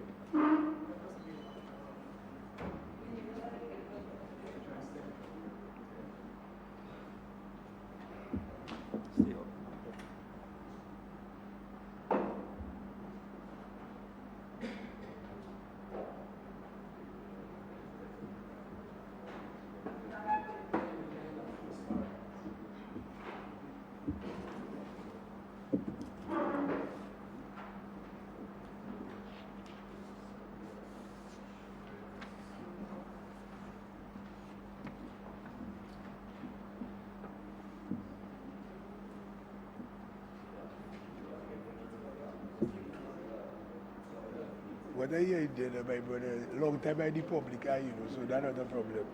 So, okay. Yes, Madam Speaker. Yes, I the final version, Madam Speaker. Yeah.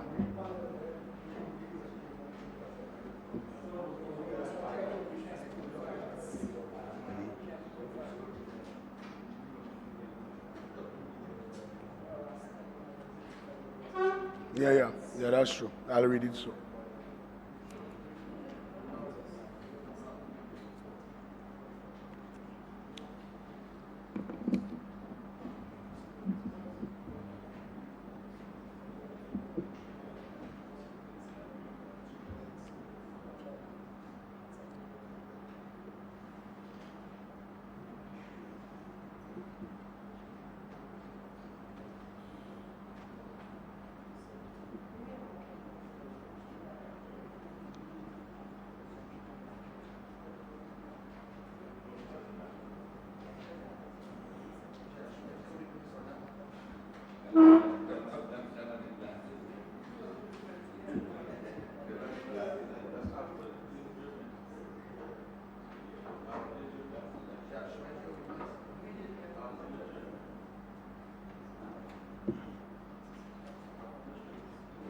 You'll have time to discuss.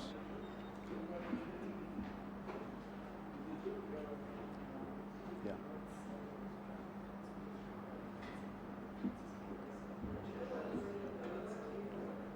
Yes, okay.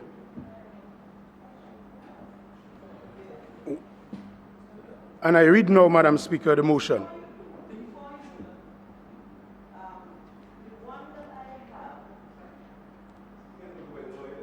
The one that I have, okay, you recall when you gave it to me, there was a time. Yes, the time I've changed, 12:35. Yes, and I told you that it couldn't possibly have been the time you said. Yes, I had at the beginning. Because we finished at 12:31, and I certainly didn't see what you said there. Yes, so I put, okay. You see the time now, but it's 12:35. now that it has changed and things have been added, yes. I'm seeing it for the first time. Yes, but Madam Speaker, I remember I gave it to you sometime now, so. Say that again? I gave it to you earlier, Madam Speaker, but no, this is what you gave me. I came in with it. So, could the Honorable You gave it to the clerk. No. You gave the clerk some, but the clerk is giving it to me now. No, Madam Speaker, I gave it to you earlier, Madam Speaker. I'm sure of that, and then I gave him the rest of the documents. But I don't have that one. What I have... Well, it was on your desk, Madam Speaker. You place it on your desk, Madam Speaker. In my office? Yes, Madam Speaker.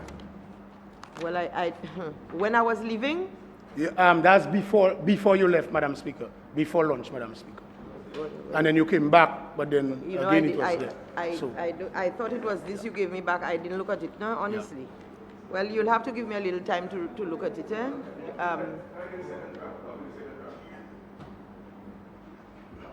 That's the final version of the document.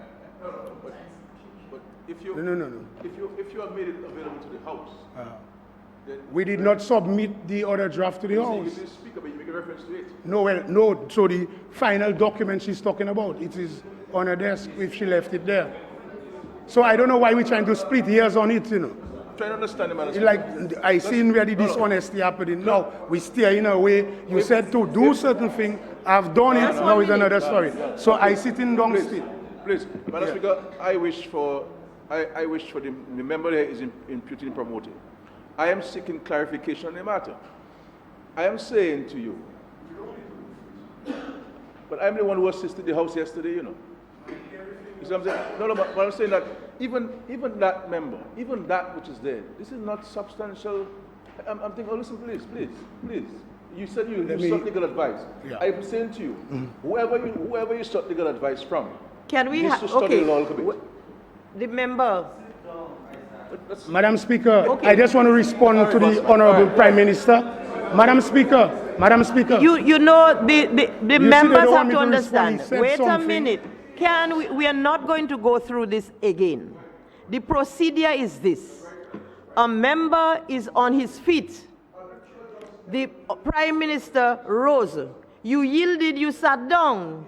He is speaking. You stood up. He did not yield for you. So therefore, you have to sit until he yields for you. That is how it goes. You after the fact. You see, let us do this thing properly now. I'm asking. Okay, now let me tell you this, okay? Before the Prime Minister speaks, okay? When you told me about this, and you showed me the time, did I not point out to you that at 12:26, as you have there, the House had not stopped? So, therefore, it happened whilst I was sitting there, and I didn't see anything like that. Yes, Madam Speaker. Is that correct? And my response was to you. I said in it, on or about. So if it's 1 minute, 2 minutes, variation is on or about. That's what I had there. And that's what is there. The draft say on or about. No, it was on or about, but the point about it was this. Yes, but Madam Speaker, just 1 minute, 1 second. I said that maybe your watch and my watch maybe have an off time in terms of 1 minute apart or 2 minutes apart. But that's why I put on or about. That's what I said. I did not say at that time in particular. Yes, but on or about. Okay. And then I pointed out to you that as far as I know, we adjourned at 12:31. So, well, and then I walked out. I mean, by the time I get up and walk out, at least a minute or two. So therefore, it had to take place after I left. You agreed that it was after I left, did you not? Yes. Okay.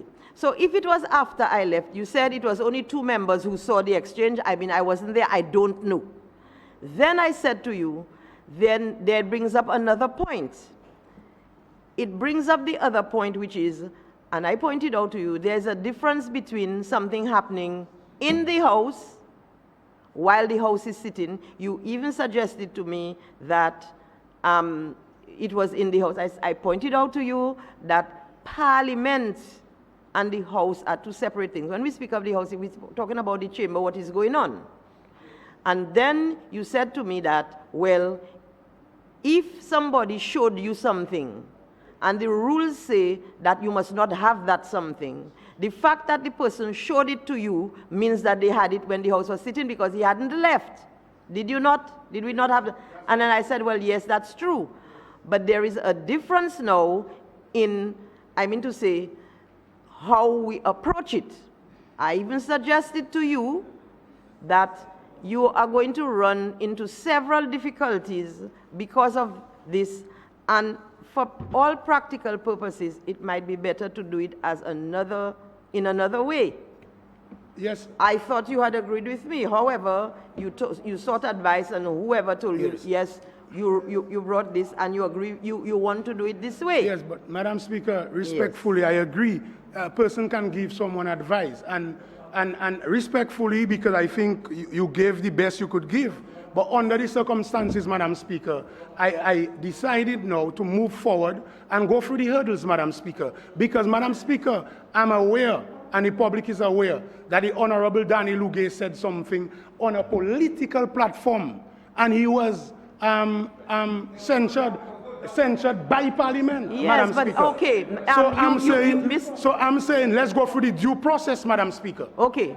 That's what I'm saying. Now, here you go. Somebody said something on the platform that everybody heard.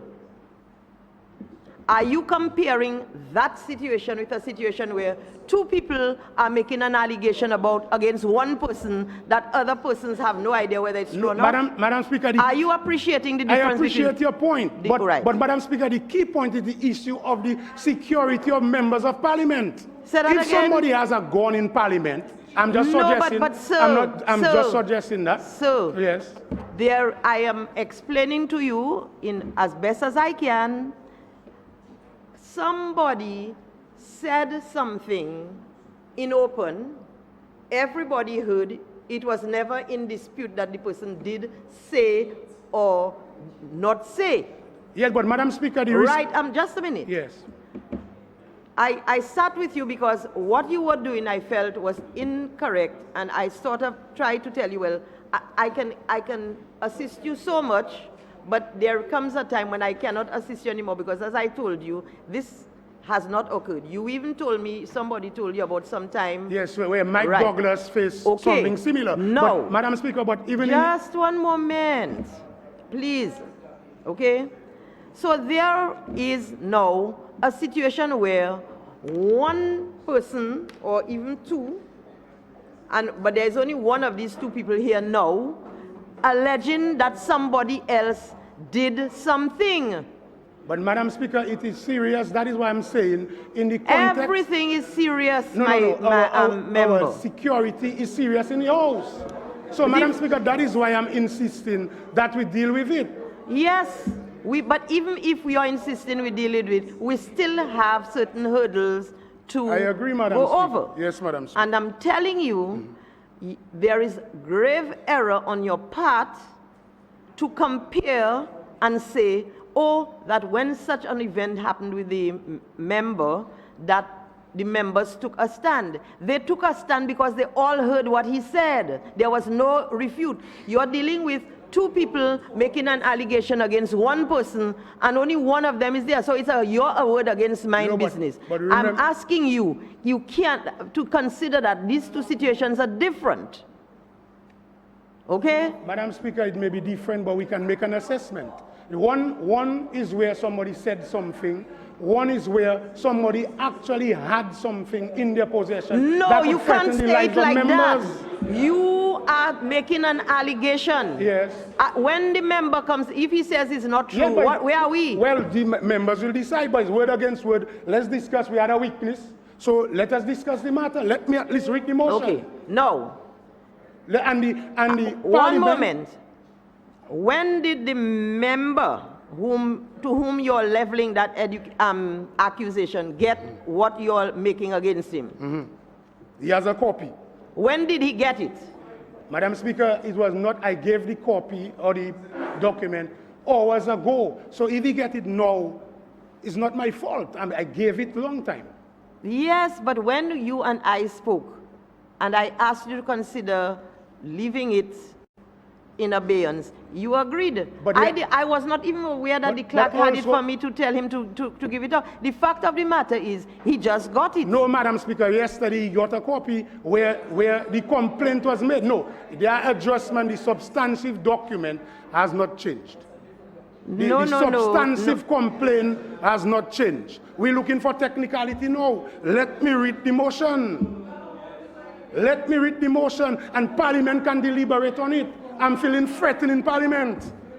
Yes. Madam Speaker. I'm feeling, and Madam Speaker, I'm saying at the background Speaker, of point of order. how many members On a have point said of order. Imputing improper A point motive, of order has saying that been it's the raised. opposition that like trouble. A point of order has been raised. Can you please take your seat so I can deal with it? Thank you. Go ahead, please. We're in the middle of debating the supplementary estimates before Yes. the House. And the honorable member for Roseau Central is seeking to have a motion brought before this House on the basis that there's a breach of privilege. Madam Speaker, for my edification, I would truly appreciate the member to indicate which privilege he is referring to that has been breached.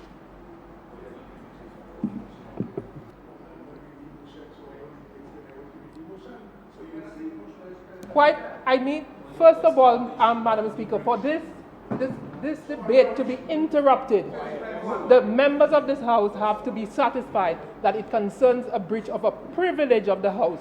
All I'm asking the honourable member is to identify the exact privilege that will justify the House in entertaining his application. You can answer that, can't you? Which is the privilege? Because there are several privileges. Madam Speaker, point of order. A point of order. Point of clarification, rather. No, we're not dealing with points of clarifications now. There's been a point of order which I have taken and I want a response for. So No, Madam Speaker. hold on yours, please. Let him answer. Answer, which is the privilege? Because there are several privileges that the House enjoys. Which one are you speaking about?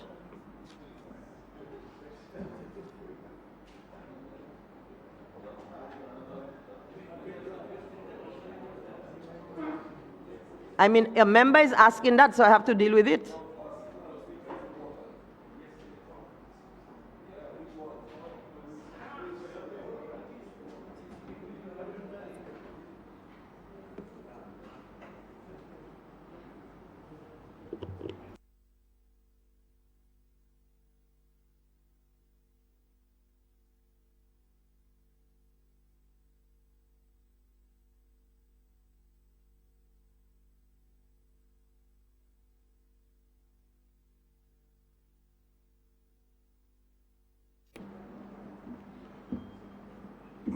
Madam Speaker. Oh.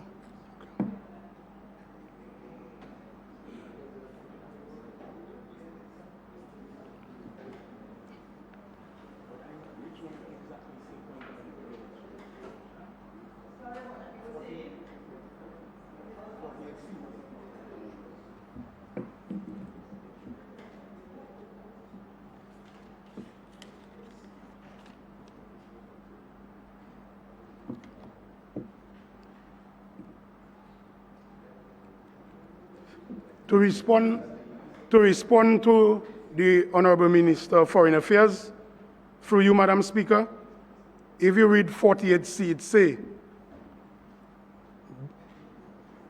48C say, shall not bring into the house, brandish, display, or expose in any manner whatsoever any firearm or any other dangerous or offensive weapon or instrument.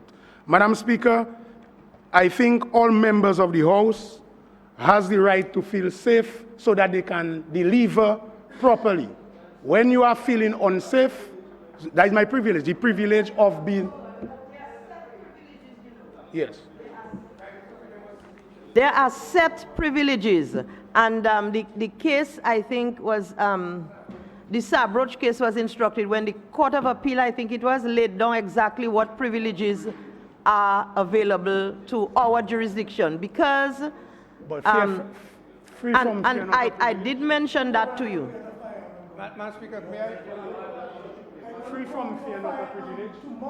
Madam Speaker, can we? You now hear what the member is saying. You.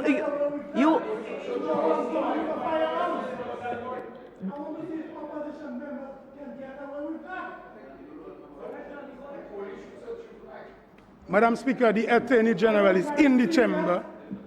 Now this member is actually saying what he's going to do. The member said there is a difference. You see, we all here heard you. The persons who are listening on television. Are you Madam Speaker, Madam Speaker. The member. Really, Madam Speaker, this is degenerating. I would like to urge colleagues on this side for somebody to deal with a proper the motion member. to deal with this man. This is silly. I mean, it's really. Does somebody have a camera out there?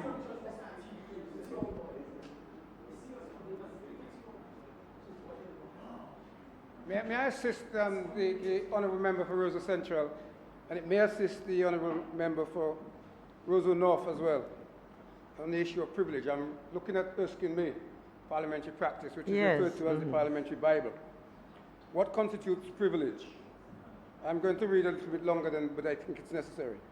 Parliamentary privilege is the sum of the peculiar rights enjoyed by each house collectively. That's obviously where you have a two-chamber house, as a constituent part of the High Court of Parliament and by members of the House individually, without which, and this is important, without which they could not discharge their functions, and which exceed those possessed by other bodies or individuals.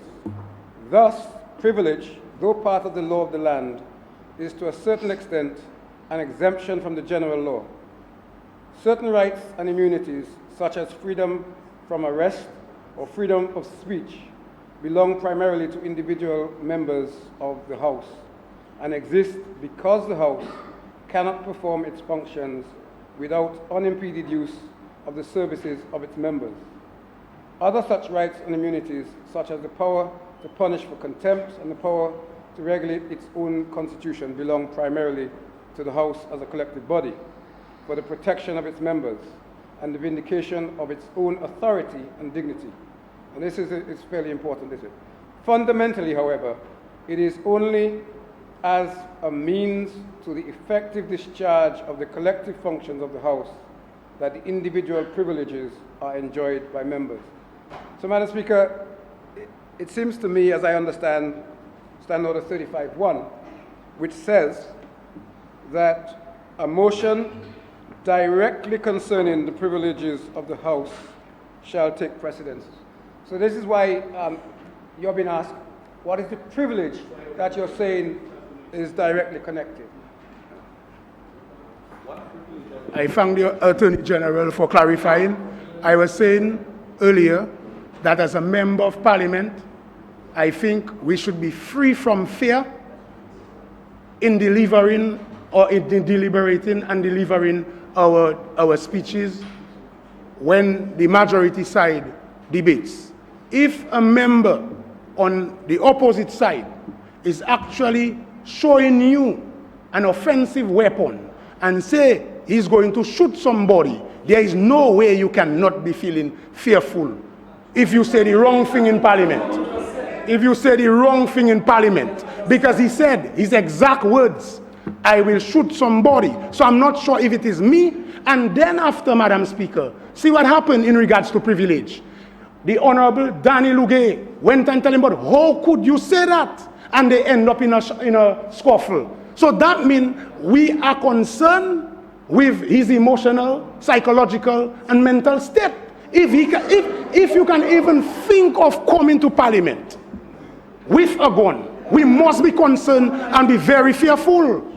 Because here it is, Madam Speaker, they are saying that we are the ones causing the trouble, but even in the chamber of the House, we have a member coming with a gun. And Madam Speaker, I have some friends or supposed to have people who, when we talk on the phone privately, they would tell me about God and how we must be Christian-like on the other side. But they would now sit down there and try to defend and look for all kind of legal maneuvering to protect an issue where we are saying we are fearful. We are fearful on that side. And that is the privilege we're talking about.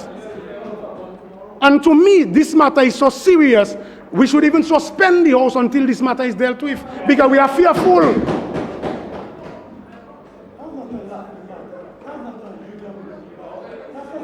It's a serious matter, Madam Speaker.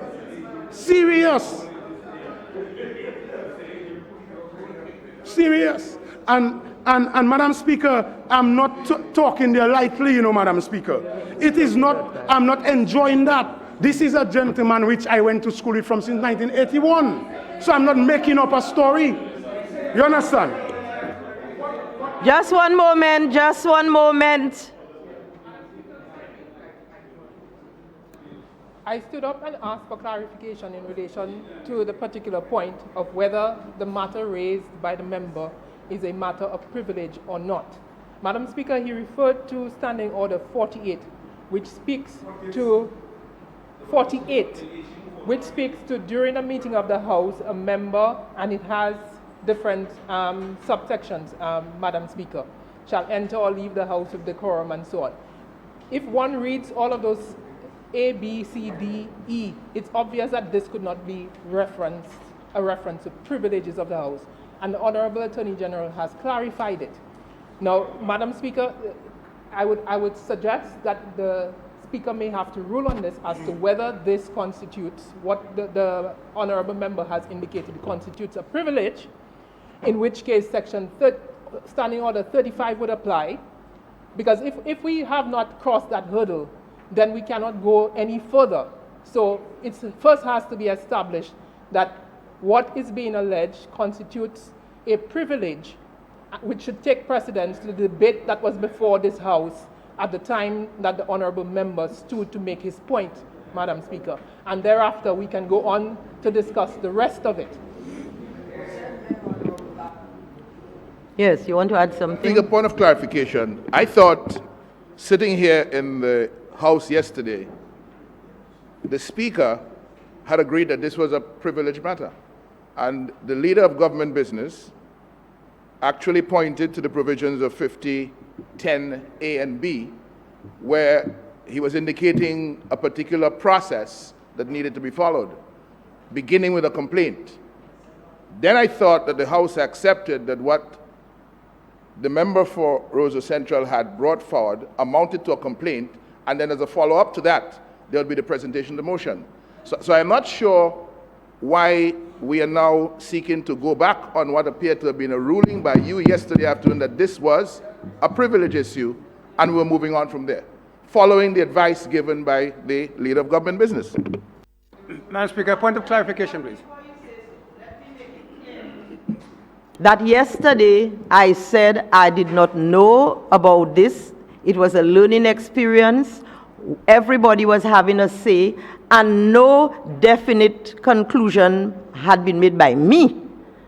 And in my conversations with the member, I did tell him what I thought he should do.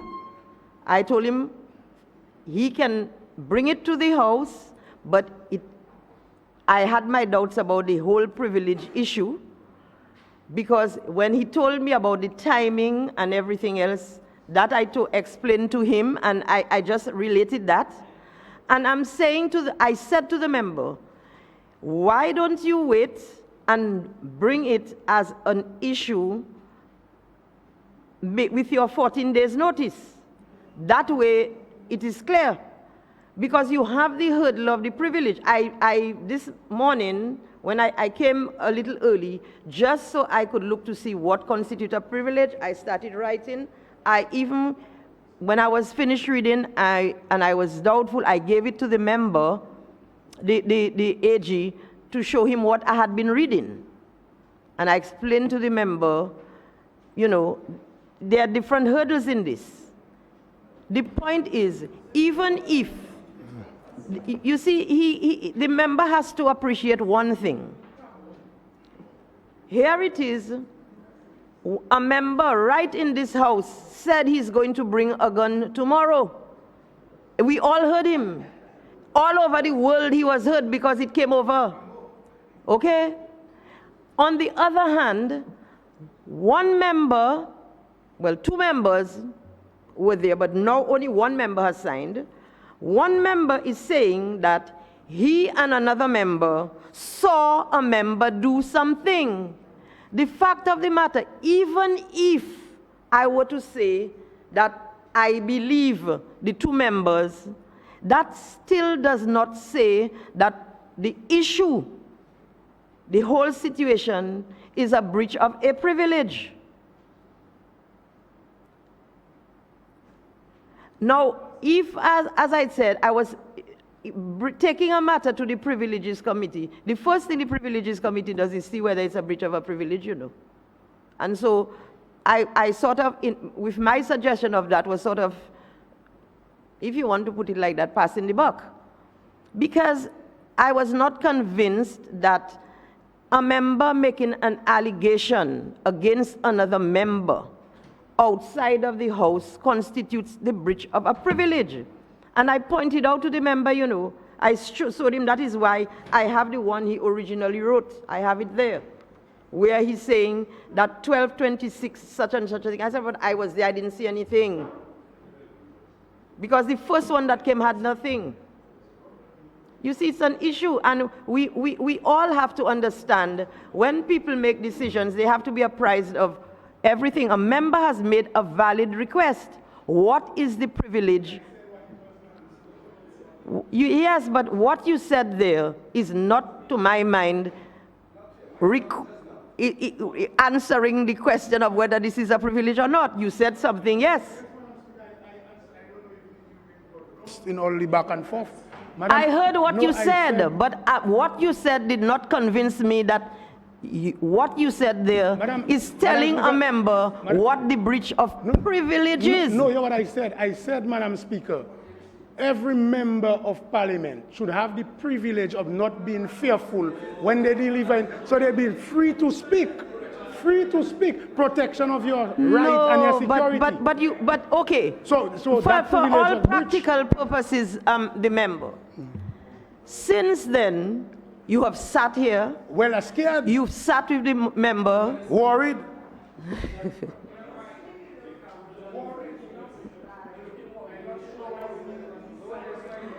No, let's get Madam Speaker, may I serious. please? Yes, please. Because I really feel that, you know. Madam Speaker, Member, it's not, you have a hurdle, a serious hurdle. You are making an allegation. It is an unproven allegation. You sought to compare it with the issue of the member for Roseau North. The issue for member for Roseau North was heard by everyone. Everyone heard it, just as we heard him say just now that he's going to bring a gun tomorrow. So he is a fortiori telling us that he's going to commit. If I'm to consider that what you are, please, I'm not finished yet. Don't even stand when I'm talking. I've asked members. Okay? If you are saying that somebody, and you said you saw a gun on somebody, and that is a breach of privilege, how much more is a breach of privilege is a member threatening to bring a gun tomorrow? Don't you understand what is going on? A member stood up and said he's going, well, he didn't, he sat in his place and he says he's going to bring a gun tomorrow. Madam Speaker, if I may, I've made a request. Pardon? Madam Speaker, I have indicated members who wish to speak must stand and do so properly. I'm not going to have this crosstalk. I warned you already about it, so be serious. One by one, we'll get to them. The member is on her feet. There's somebody here I'm going to come to in a while. Go ahead. Madam Speaker, I asked specifically whether this matter was in fact a matter of privilege. Because if it is not a matter of privilege, Madam Speaker, it is irrelevant for us to be having all of this discussion. And therefore, Madam Speaker, I would ask that you rule on my request as to whether this forms a matter of privilege, which would then allow for this matter to take precedence over the debate that was proceeding in this House before the member for Roseau Central stopped. Okay, now, the member for Salisbury. Madam Speaker, I was on my feet and have been for a while, and you have. No, I was on my seat tried before. to respect. No, he wasn't. No, he was. He twice actually rose first. now I've been trying to say. Yes. Something. I want the record to reflect that the contribution a moment ago, the intervention by the Leader of the Opposition, an honourable member from Marigot, where he indicated that yesterday a particular ruling had been arrived at by you. That is not correct, and I want the record to reflect that I, yesterday, particularly because I was concerned for this, made the point that there were two hurdles at least that I foresaw that the honourable member for Roseau Central had. One was the issue of privilege that I drew the House's attention to, and the other was whether or not what he was alleging had occurred during a meeting, which is a requirement on the first line of Standing Order 48 that he refers to. So I just want to correct the record so that the record reflects that that was the position yesterday. And that is correct. There was no declaration by me that was a breach of privilege. I was saying if it would, this is what I had not ruled on that at all. And this is what I just said to the member. Now the member for Salisbury. Madam Speaker, just on a point of clarification. Yesterday afternoon, when the member for Roseau Central first made the motion available to us, concerns were raised not about the seriousness and about the information therein. And he was given time to add additional information as recommended by members of the House in the back and forth discussion. And it was also said that he will be given the opportunity to bring back the motion anytime during the proceedings. I am just trying to find out where we turn out, what happened along that way, because we were just asked the member to add or minus or the draft that he had, and he'll come back and present. And we went as far as saying that he have to present maybe 20 minutes, and the person that he accusing of what transpired will speak for 20 minutes as well. All that was spoken about.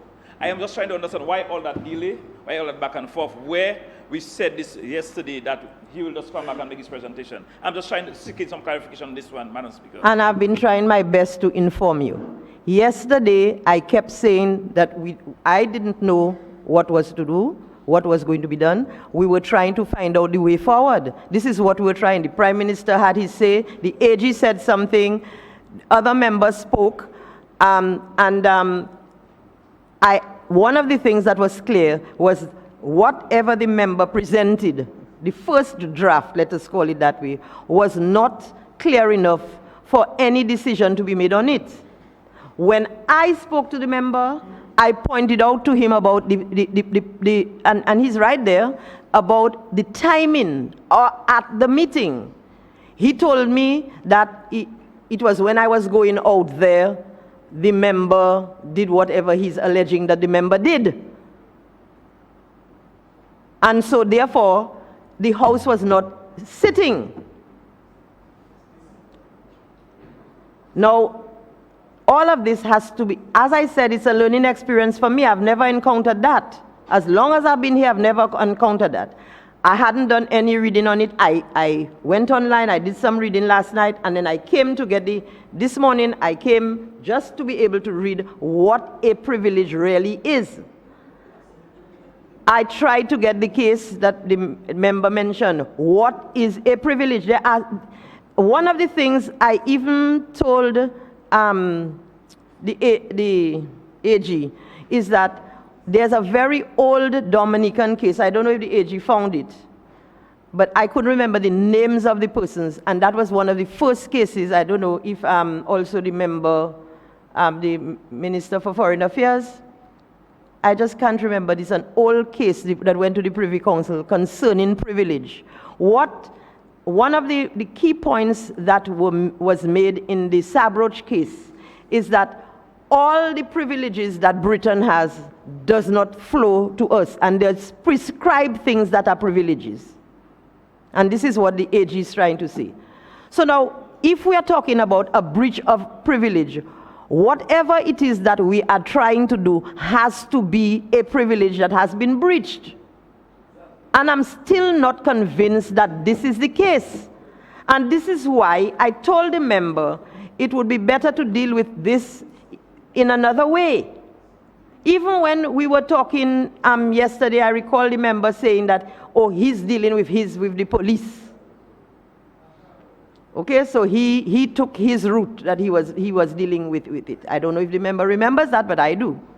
Okay, so the question remains: has the member who proposes a motion of privilege convinced me that what in effect he wants to bring to the House is a matter of privilege? I am not convinced yet that it is. He has recourse, if what he's saying that he has recourse for it. But my question is that a matter of privilege? I cannot just say so. It's never happened before. I'd have to go and do some more reading.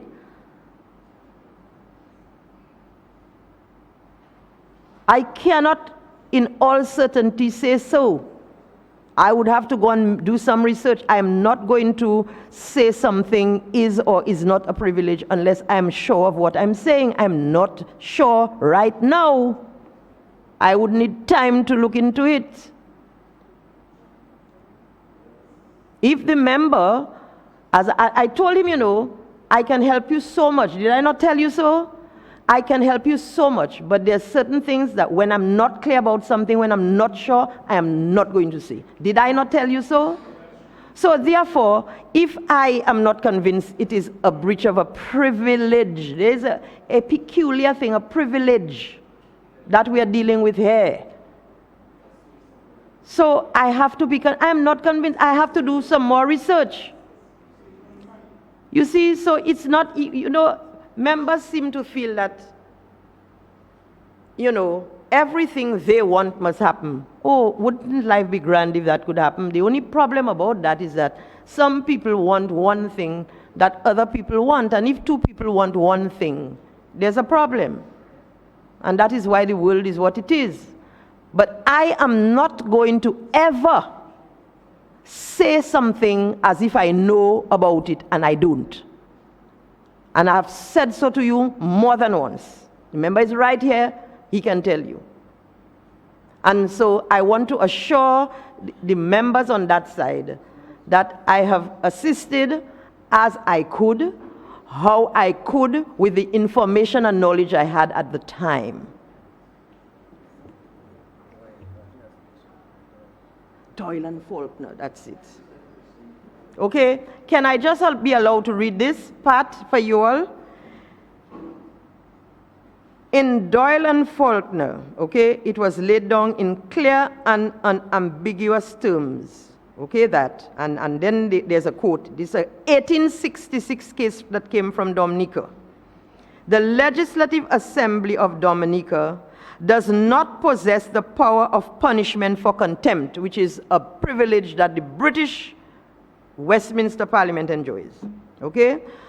Though committed in the presence and by one of its members. I'm going to read that again. The Legislative Assembly of Dominica does not possess the power of punishing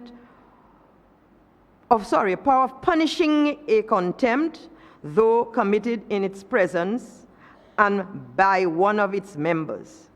Such authority does not belong to a colonial house of assembly, by analogy to the lex et constituendo parliamenti, which is, of course, speaking about the laws of the Parliament of UK, which is inherent in the two houses of Parliament in the United Kingdom, or to a court of justice, which is a court of record, a colonial house of assembly having no judicial functions.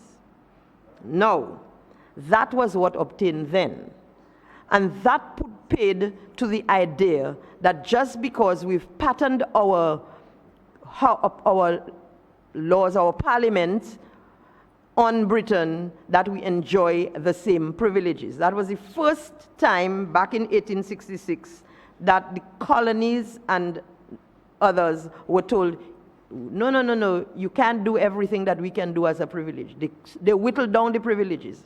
Now, certain Caribbean countries, I think Jamaica and Barbados being two of them, have legislation that says what parliamentary privilege is. We have no such legislation. But the Sabroch case was seminal in saying what exactly a privilege is and what privilege members enjoy. We do know one of the privileges, and that is to a certain extent is legislated, that members cannot be sued for what they say in the House. We all know about that privilege. Okay, that's pretty widely known. There's a second privilege which is not known, but I need to say it now, that members can pretty much sit without the media present. That the idea that the media seems to have that they can just waltz into the parliament, they come at the sufferance of guess who? My goodness, the speaker. Can you imagine? I mean, I've been vilified in the last couple of days. And people have been sending me the text telling me what people who want to come to the house in jeans and t-shirt and sit down there or dress inappropriately, before they even sit down, they're turned away. That's an aside, but anyway. The fact remains that we are speaking of a privilege. What I know for certain is that all the privileges enjoyed by the Westminster Parliament is not available to us in the colonies, in the independent countries, unless they have... There's something in the Constitution, about privilege, by the way. Okay? I don't know if any member wants to look it up. Okay? So this issue of privilege is a very specific one. And just to pacify, I don't believe in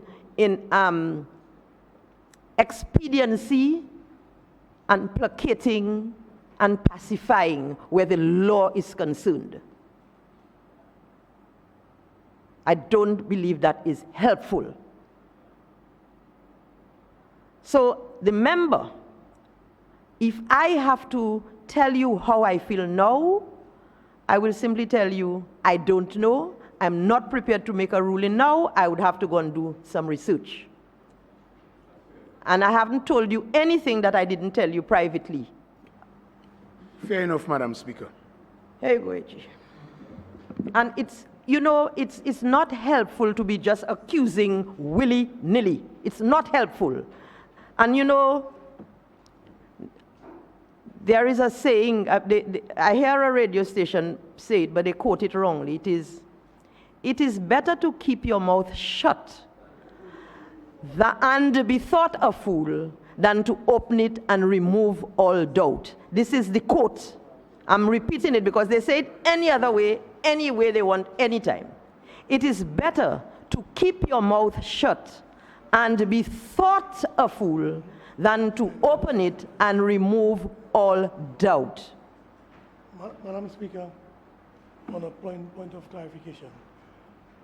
At the ending of the day, there's a serious allegation. Is that the end of the matter? Pardon? At the ending of the day, we have a serious allegation. Yeah, it's allegation. Uh-huh. Are we just going to just leave what it part that? of you, you know, what I'm saying I have is not that the end of the concluded matter? anything. The day has not So ended. what is the way forward? We supposed I to get some just said I'm guidance going now. to do my research. I'm not going to say things that I don't know. I don't know what part of that you didn't understand, but I do think I'm going to repeat it for your sake. I am not prepared to make a ruling because I am not sure that there's a privilege that has been breached. I will have to do some research. The threat remains. The threat remains. Okay? And the member has to accept that. I'm not going to say what I don't know. I've never done it and I wouldn't do it for you. Promise. And so we will move back to what we were originally doing because I'm not prepared to make a ruling until I have well researched the topic. And so it remains an open question as to whether the member has not convinced the other members as to whether it's a privilege or not. I told the member, you know, I don't know, go and seek advice. Member is right there. I was very frank and open with him. And I don't take kindly to members casting aspersions about things that are simply untrue.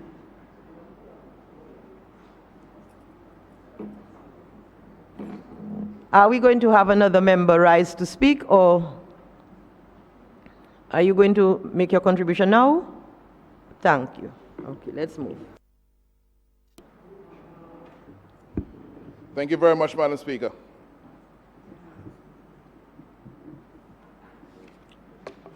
The schedule of supplementary appropriations, July 2016 to April 2017, is what is before this Honorable House. And Speaker, I think in debating supplementary appropriations before, I have indicated that these are things that we really can do nothing about. They've happened already. These are expenses that have already been undertaken, and the government, having undertaken those expenses above budget, is now saying to the Parliament that that is what we have done, and that is what we are asking you to bless. So this House is doing so again. But it is doing so this time 10 months after the fact. The financial year began on the 1st of July 2016, and the period of the supplementary appropriations runs from July to April That's a period of 10 months. The authorized spending for 2016-2017 was $704 million. And if you look at that spend on a monthly basis, Madam Speaker, after about 10 months or so, the government should have been on average somewhere about $587 million. They have arrived at $742 million, which is the overspend of $155 million, or 22% of the annual budget. Is that a good thing? Is that a bad thing? Budgeting is not a precise science. You hit some numbers, you don't hit the others. But budgeting is a good discipline to have, because it allows us to look carefully at what we're spending and ensure that we are doing a good job. So a lot of times when we look back at budget variances, we ask ourselves, what could we have done differently? What could we have done better? And hopefully, this government, having decided so long after the overspending has been taking place, this overspending is on the average of $15.5 million a month. And month one goes by, month two, month three, first quarter gone of the year, nothing. Second quarter, 6 months gone, nothing. All that time you're overspending, your budget approved by $15.5 million, but not a word, no meeting in the Parliament to look at supplementary appropriations and so on. The other side of this, Madam Speaker, is fortunately, you don't have a crisis because the government was able to generate enough revenue to overspend. Smile now. Nobody's smiling. You don't like that. You don't like the fact that you generated enough revenue to overspend. So from that, the question arises, Madam Speaker, how was the money spent? Was there fairness? Was there equity in the spending? Was there a focus on priorities? It's nice to say that we have spent all this money. It's responsible to look back and ask ourselves the hard questions. What did we really do? What results did we achieve with what we spent? And since we went to the extent of overspending $155 million, what priorities did we address? How did we better serve the national interest by overspending the budget by $155 million in 10 months? These, Madam Speaker, are the questions. And the way that we can add some value to this, at this stage, where we can do nothing about the money that has already been spent.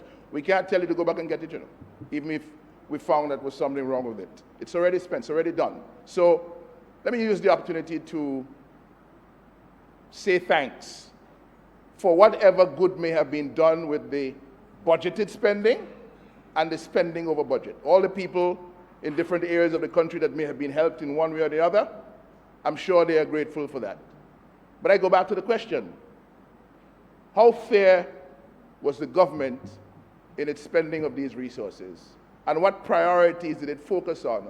How did that overspend, in addition to the spend that we got approval for, advance the cause of Dominica? How did it help to create more employment in Dominica? How did it help to reduce the levels of dependency of the population, of people who want to be their own people, who want to earn their own money, who want to be able to make their own decisions about which bills they pay and what loans they take and so on, instead of living cap in hand, waiting on a handout from somewhere? I think when we look at these monies, these are the questions that come to us. And yes, we hear a lot of talk about all that has been spent. So for example, under the National Employment Program, budget of $6 million approved in July of 2016. The overspend for the first 10 months of the year, $5.5 million, an increase of 92%, an overspend of 92%. What did we do with that money? Are we satisfied that it was properly spent? Are we satisfied that it moved the agenda forward? in terms of sustainable employment for the people of Dominica, in terms of expanding the job the amount of jobs in the country. The public support program, Madam Speaker. A budget of $1.5 million. Now, we're talking here of something that is not new. We have done the public support thing for a number of years. And so, having done it for a number of years, you think you become familiar, more familiar with what the numbers are, what the expectations are, and so you budget accordingly. But you're budgeting, after so many years of doing this, $1.5 million, and then by the time the 10 months arrive, the first 10 months arrive of the year, the overspend is not $1 million, it's not $2 million, it's not $3 million, it's not $4 or $5 million, it is $7.5 million. An overspend of 500%. So, Madam Speaker, the question I'm asking is, as we do these things more and more in government, as we claim that we are responsible and we're looking after the nation's finances properly, etc., how do we account for these variances? What is it we know about what we are doing that allows us to do it better and continuously improve? We had the case of the Ministry of Constituency Empowerment. A budget approved of $2 million, an overspend for 10 months of $15.1 million. It suggests to me, Madam Speaker, that whoever is putting these budget numbers together really doesn't know what the work of the particular ministerial function is supposed to be, or what is it they expected to achieve. How can you set a budget for a whole year of $2 million, and then in the space of 10 months, you are overspending that by $15.1 million, 755% variance? Is that what you consider to be responsible budgeting and stewardship and management of public finances? Small business enterprise assistance, Madam Speaker. Budget of $3 million, overspend of $5.2 million, variance of 173%. And you have the Melville Hall Airport. I saw separate amounts in the budget for $17.9 million and $6.9 million. The overspend of the first 10 months of the year, as Isaac Baptiste indicated from the numbers here, $14.8 million. And we'll come back to that a little later. But, Madam Speaker, I wanted to pay some attention to the source of funding for this overspending. The document tells us, at the last page, $155,012,701.98, $1,130,878.78, or 1% of that coming from grants, and give yourself a round of applause, $153,881,823.20, 99% coming from local funding, which means citizenship by investment. Citizenship by investment. The sale of Dominican passports overseas. So you're selling a lot of passports, and you're bringing in a lot of millions of dollars, and you're using it in the way you feel priorities matter and count. For the first,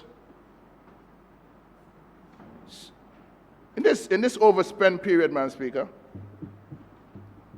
for the period July to December of 2016, an amount of $35.2 million is recorded here as payment to meet the marketing fees for the Citizenship by Investment program for July to December of 2016. The revenues for that period, citizenship revenues, were $319 million. You have the Prime Minister who tells us on a regular basis that he is involved, passionately involved, thank you, sir, in the direct marketing of the CBI. You also have an elaborate network of agents, and all of them making their millions from the sale of citizenship by investment passports. So, what then is the necessity for this arrangement with an exclusive marketer receiving $35.2 million, just about 11% of the total revenue for the 6-month period, for marketing fees for the Citizenship by Investment program? With all that the Prime Minister and his colleagues are doing, I am not sure how all this is justified alongside the work of agents who are doing their own promotion as well. There's an amount of $262,000 that was spent on an Independence Gala in Dubai. That is recorded in the items of the overspend. And I thought that that probably should have come from the marketing people. I thought that would have been a marketing expense. Instead, the Dominica Treasury, through Citizenship by Investment, is bearing the cost of what essentially is an exercise to promote Dominica, but we are handing over $35.2 million to the exclusive marketer for the program for the 6 months, July to December last year. But I have another problem with that payment. For the entire fiscal year, 2015-2016, where the revenue from citizenship by investment was $279.8 million, the marketing fees were $5.9 million. And now, for half the year, with more revenue, of course, it is $35.2 million. Now, I heard the Prime Minister saying that on the cash option, it's $15,000 per transaction. On the investment or the real estate option, it's $5,000 US per transaction. So the mix of that now becomes critical in determining where you are, where you end up. But when we look at the global figures, in 2015-2016, on sales of $279.8 million, the monies paid for marketing was $15.9 million. It was just under 6%. And then you have the monies paid for marketing, $35.2 million on passport sales of $319 million, 11%. Here's the problem, though. All of these numbers are transactional. They are dependent on applications. How many applications? Based on how many applications, you get a 15,000, you get a 5,000, right? But the due diligence is also based on applications. It's applicants who get due diligence done on them.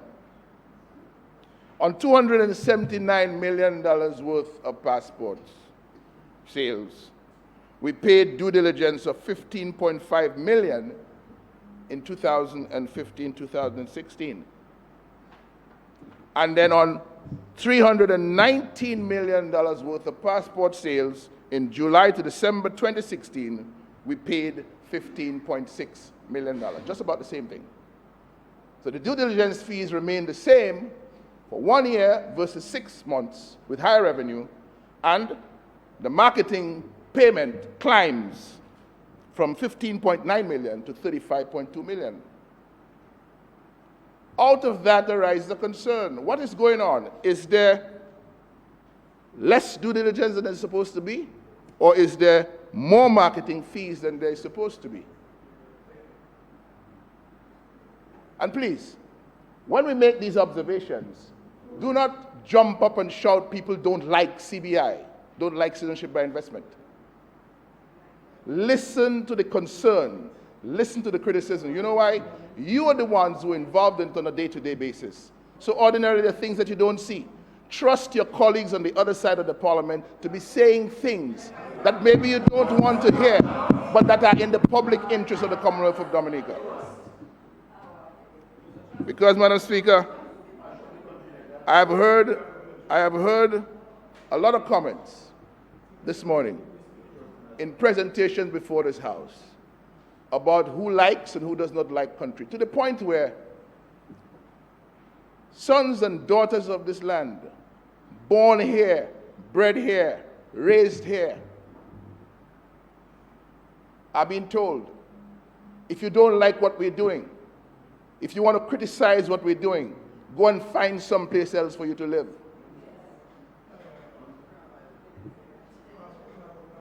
We were told that. You believe that? Or you don't believe that?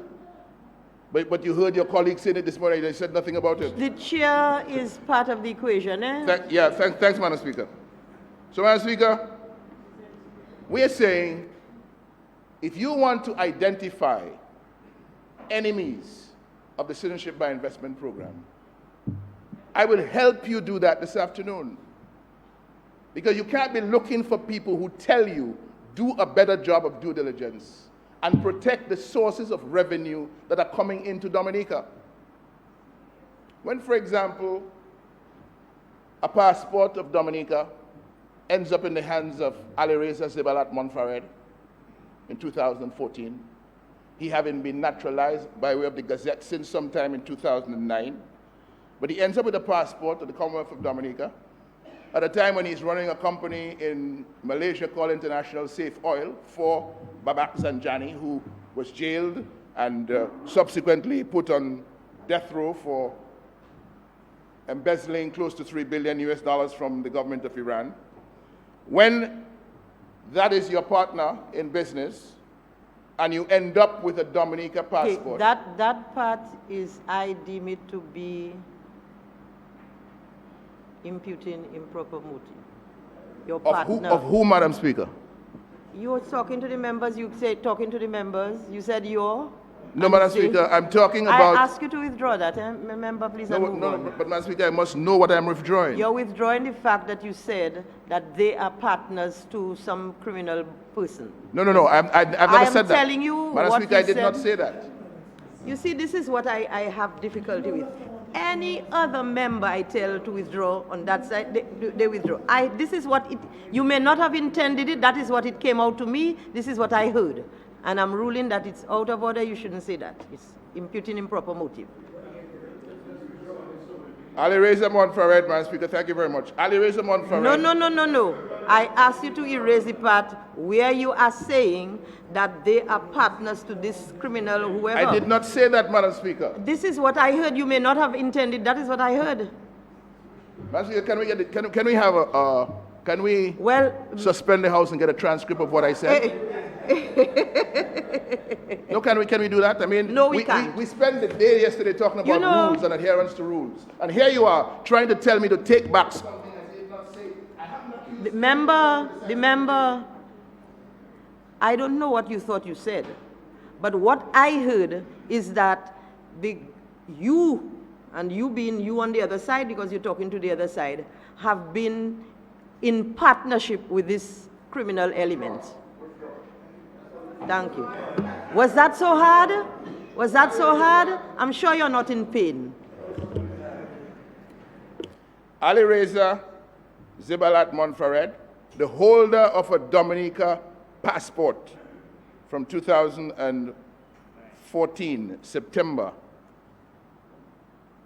was involved in business in Malaysia with a company called International Safe Oil, that was part of the network of companies used by Babak Zanjani and Mr. Monfared and others as part of their sanctions busting scheme on behalf of Iran.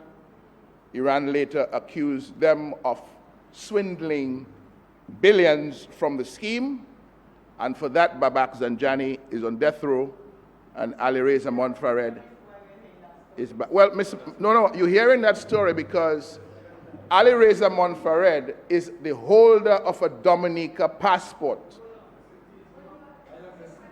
And he's also what are we revisiting, Madam Speaker?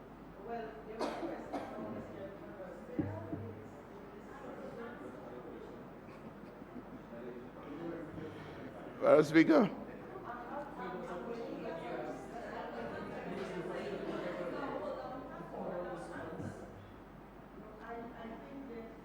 We are on.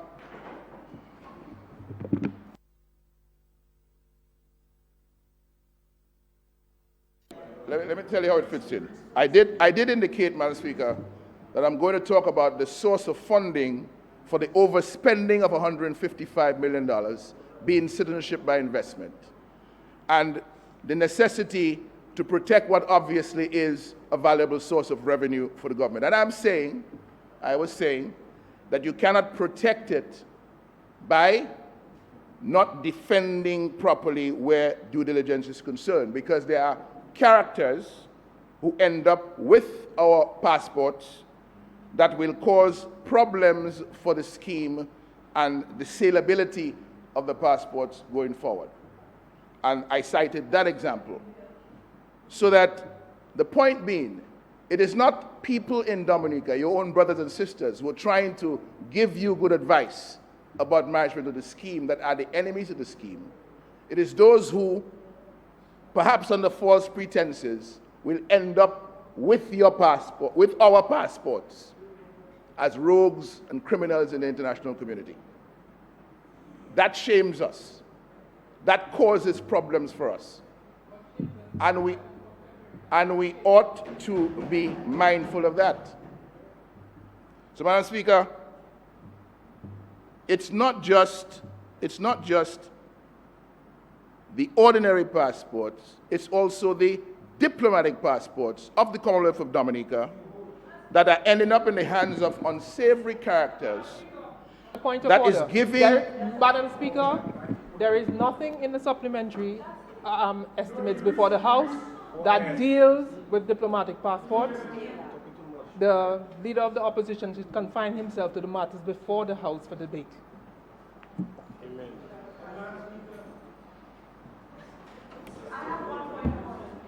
Okay, well, Madam Speaker, I wanted to shed...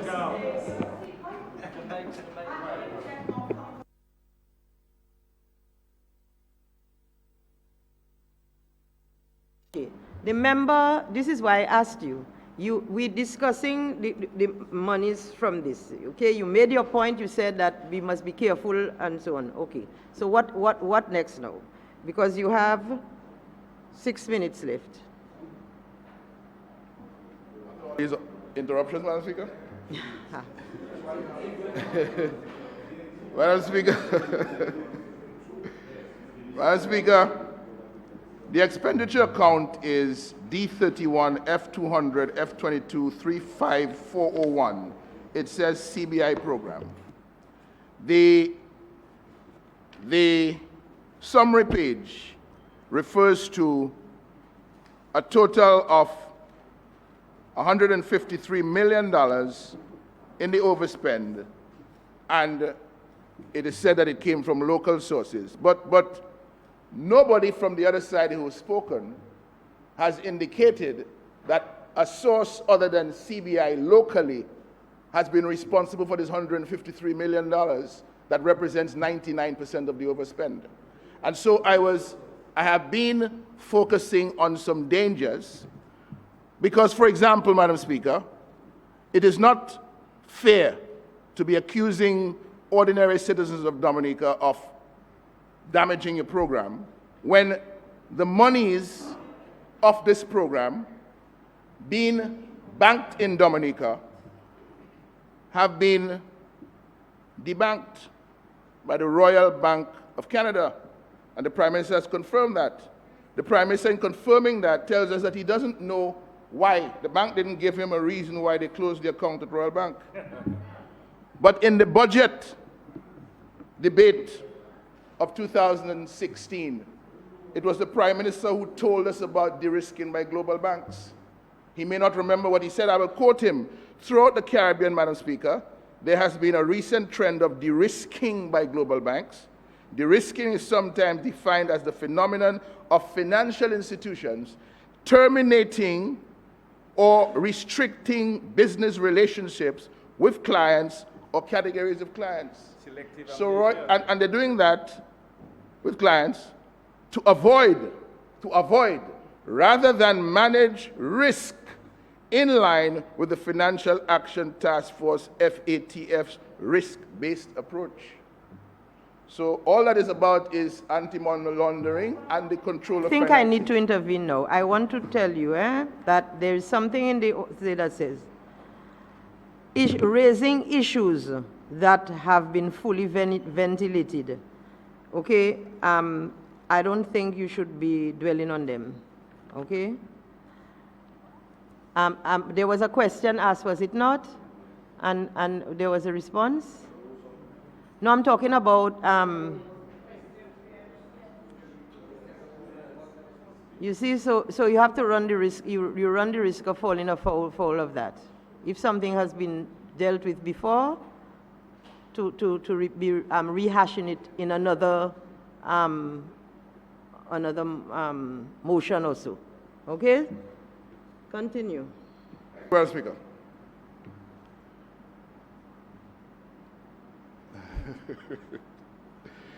Madam Speaker, there have been some amounts spent.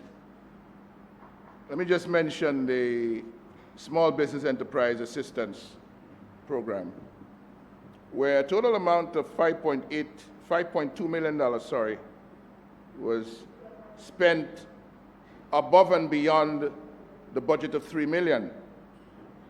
In that overspend of $5.2 million, Madam Speaker, there is an amount of $1.2 million that went to various interests, which are not specified. But in terms of what is specified outside of the provision for the musicians and so on, there's an amount of $2.8 million that went into 15 villages spread across 9 constituencies, every single one of them represented by the Dominica Labour Party in this parliament. Every one. And the lion's share of that went into the Prime Minister's constituency, VECAS, 42%. Now there's another rule that says you must not repeat yourself nor repeat the arguments made by another speaker. There's that rule too. And, well, yeah, Madam Speaker, that was mentioned by the Honorable Isaac Baptiste, but I want to go further to say. I think 2 other persons mentioned that. In addition, sorry, Madam Speaker. No, I was just telling you 2 other persons mentioned, it's just not 1. So, but go ahead, because you have, I'm giving you 2 extra minutes, which means you have 2 minutes left. Thank you, Madam Speaker. And the other major piece of that expenditure went into the constituency of the minister responsible for constituency empowerment, 25%. So between the Prime Minister and the minister responsible for, not constituency empowerment, minister responsible for small business and enterprise development, 67%. 67%. And I don't see any reference. I didn't say Maryland. Okay.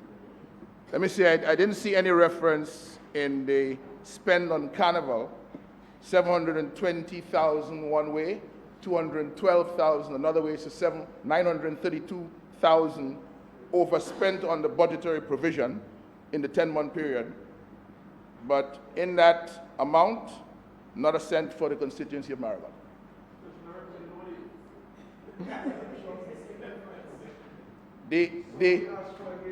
I did not, Madam Speaker, I have 2 minutes. Can I conclude? Yeah, well, actually it's not 2 minutes, it's just one. So it's just one more There minute. There was no money for Carnival in Marigot, notwithstanding the fact that the opening parade for Carnival in Marigot was on the national program of the government of Dominica. And we didn't know anything about that. Yes, indeed, yeah. And then, Madam Speaker, just to close, there seems to be, coming out of this, a new policy for managing resources in Dominica now and taking care of the business of Dominica. Notwithstanding the existence of village councils and notwithstanding the existence of ministries that have their staff and know which areas that they're going to target, etc., there seems to be a new role emerging for the parliamentary representatives to go in and tell ministers what they want and what must be done in their constituencies. So that, Madam Speaker,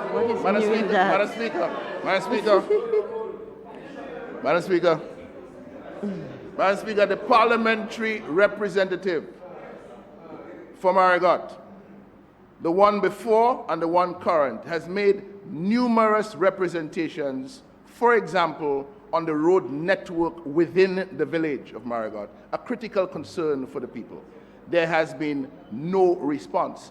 But now we look into this now, where there have been any number of interventions in Labour Party constituencies for roadways and road networks and fixing this and rehabilitating that. I asked the question at the beginning. I gave you 2 Are minutes, you being fair in your distribution? Are you being equitable? And I leave that question in conclusion. Thank you, Madam Speaker.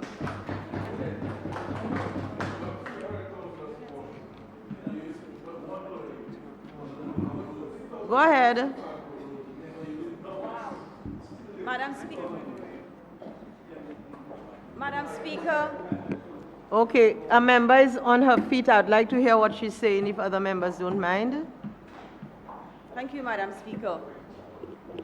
Madam Speaker, driven by my full confidence in the abilities of the Prime Minister and Minister for Finance, Dr. the Honorable Roosevelt Skerrit, I rise to support the supplementary appropriation bill before this Honorable House.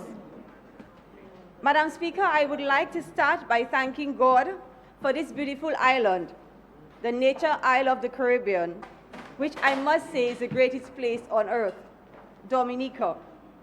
We earned the name, the Nature Isle of the Caribbean, because of our pristine environment, majestic mountains, countless rivers and streams, and abundance of flora and fauna.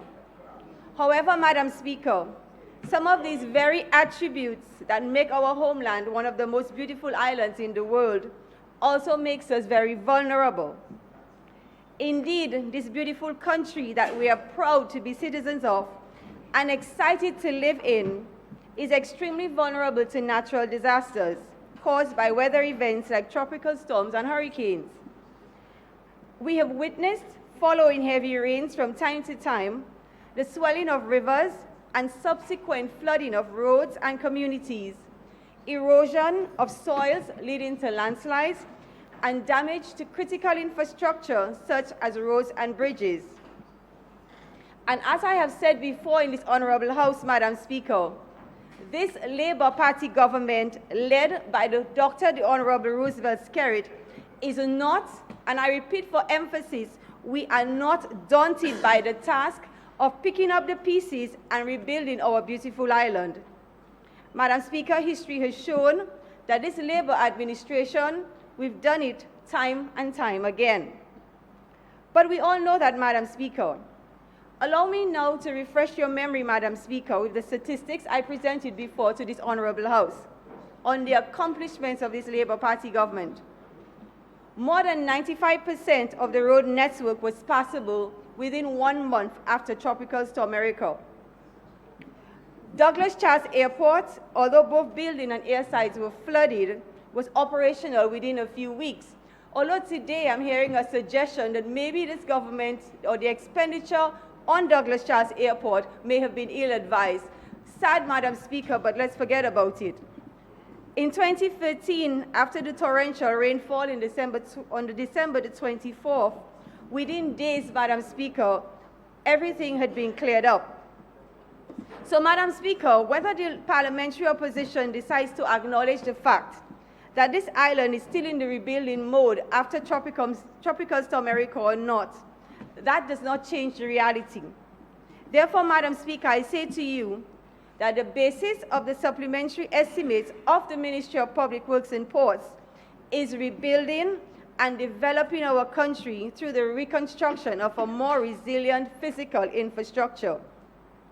And this is being achieved as God has blessed this Labour Party government, ably led by the Prime Minister, with the ability to respond quickly to the ravages caused by these disasters, notwithstanding our limited human resources. Madam Speaker, after all I've said in just these few words, can anyone honestly doubt the ability of this Roosevelt-Skerrit-led government? I think not. Madam Speaker, I want to be clear. People come first for this Dominica Labour Party. And that is why this government makes absolutely no excuses when funds are expended to ensure the safety, security, and overall well-being of citizens of this country.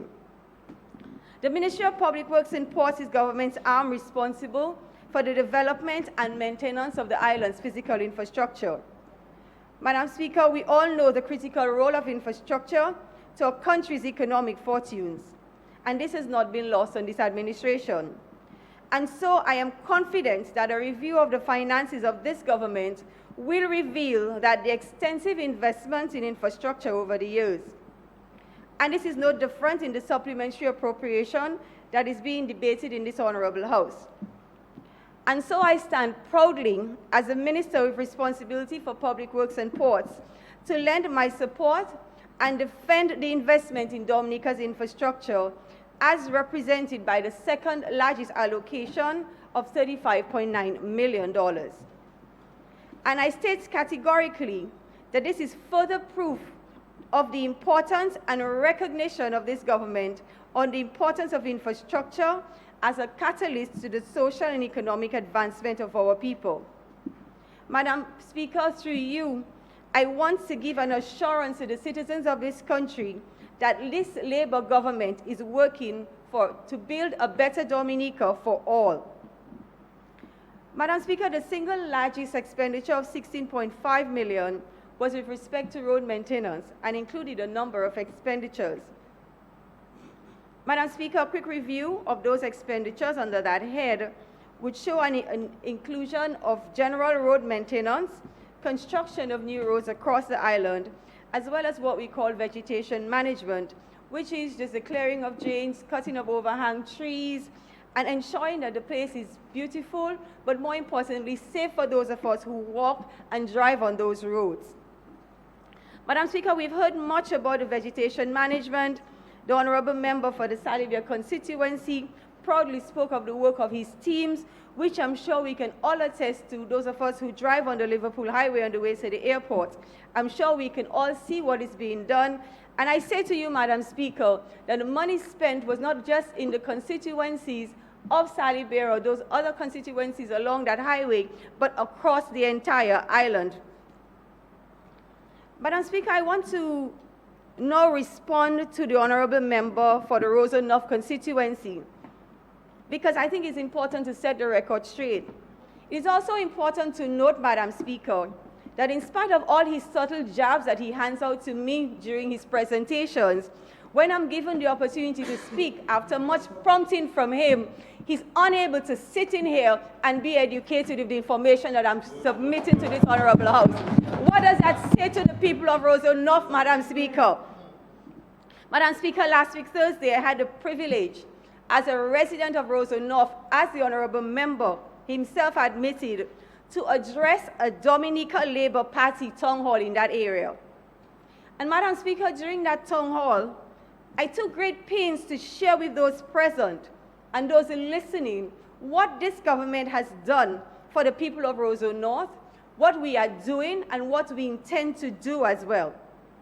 And again, in response to that honorable member, I have no doubt that he listened to my presentation and he's well aware of what I said, which was confirmation that lots of money is being spent in the Roseau North constituency, unlike what he said in this honorable House, Madam Speaker, which begs the question, why is the honorable member doing an unhonorable thing by giving the impression to citizens of Dominica that no money is being spent in constituencies that are represented by this government? I wish to bring to the attention of the honorable member as well, Madam Speaker, that the government's flagship project, completed within 1 year of the schedule, the new West Bridge, was in the Roseau North constituency. Madam Speaker, I will say further that that $18.2 million investment included not only the new West Bridge, but also the reinstatement of St. Johnson's Avenue and a retailing wall to protect the residents of that area. Could it be that the honorable member for the Roseau North constituency is not aware that St. Johnson's Avenue is in his constituency, Madam Speaker? Madam Speaker, I wish to say to that honorable member that many residents of Roseau North, including myself, that I am proud and we are proud and appreciate this significant and timely investment in our area, which is the modern, state-of-the-art new West Bridge. And Madam Speaker, we're not stopping there. This forward-thinking and caring government will continue this project with the construction of a river wall from the EC Low Black Bridge all the way down to the market. And the last time I checked, Madam Speaker, this work will be done in yet another constituency represented by the other side of the House. So, Madam Speaker, what are the opposition really saying?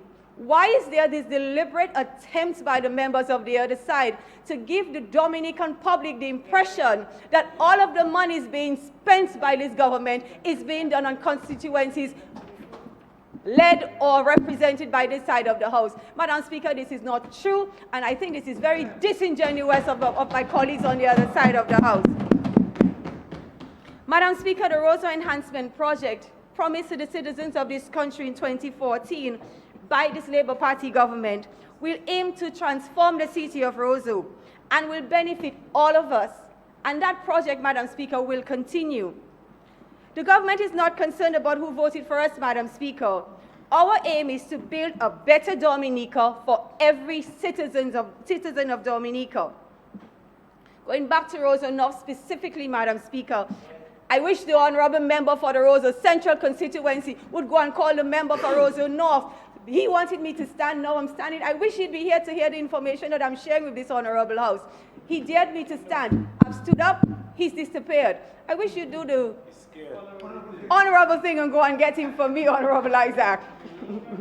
Madam Speaker, on the 3rd of February 2017, this government signed a contract with Public Works Corporation to rehabilitate the Stock Farm Road. Madam Speaker, the sum of that contract was $3.17 million. Madam Speaker, you know we hear everybody talking about the community roads. We heard my honorable colleague here, 900,000. I'm not talking about hundreds and thousands, you know. Everything I'm talking so far, Madam Speaker, that impacts and is in the Roseau North constituency is in millions of dollars, Madam Speaker. And Madam Speaker, why did we rehabilitate that road? Because in spite of the fact that they did not vote for the Dominica Labour Party, this caring government recognized the importance of that road and the fact that it needed rehabilitation, and we are doing it, Madam Speaker. Also, I hear from time to time the impression being given by the other side of the House that this is not a government that cares about the young people of this country. The Dominica State College is located at the top of that road. Madam Speaker, we understand that the parents and the faculty have to drive on that road daily. Because of that and because of our interest in the people of Roseau North and the young people of Dominica, we will spend $3.17 million to rehabilitate that road. And Madam Speaker, that's not all for the stock farm area, in Roseau North. Also on the cards, very soon a contract will be signed for the design of a multi-purpose indoor sporting facility, Madam Speaker. Madam Speaker, this is going to cost us millions of dollars. Again in Roseau North, it begs the question once more, why is the honorable member not being honorable when he's addressing this House, Madam Speaker? Hopefully the honorable member here will go and call him soon so he can respond as well. Madam Speaker, the multi-purpose indoor sporting facility is going to boast of netball, basketball, volleyball, and tennis courts, as well as a swimming pool, Madam Speaker. And why are we doing this, Madam Speaker? We're doing this because we care about the young people of this country. We understand the strong relationship between sports, discipline, and the development of our young people, Madam Speaker. And because of our interest in these young people, this multi-purpose indoor sporting facility will be a reality, Madam Speaker. I also want to say to the young persons of Roseau North, Madam Speaker, that this Labour Party government stepped in last year and gave a grant of $50,000 to the Lindo Park Development Committee. Do we care about the young people, Madam Speaker? What do you think? I say we do, based on the statistics that I've presented thus far. Madam Speaker, this Labour Party government in the fiscal year 2016, welcome back, Honorable Danny Lugay, I was waiting for you. I have just been saying to this Honorable House that while some constituencies can boast of getting $300,000, in the constituency of Roseau North, and to use your words, while you were not looking or aware, millions of dollars are being pledged and projects being executed in the Roseau North constituency. You wanted me to answer you, I'm here answering you now. Welcome back into the Honorable House. Madam Speaker, yet another project, this one presented by the Prime Minister and Minister for Finance in his budget address, was the rehabilitation of Charles Avenue. And where is Charles Avenue? Madam Speaker, in Roseau North. And this is yet another project in excess of $3 million. I would like to encourage the honorable member to address the speaker if he wants to interrupt my presentation. Madam Speaker, $3.05 million is what this project is going to cost us for the rehabilitation of Charles Avenue.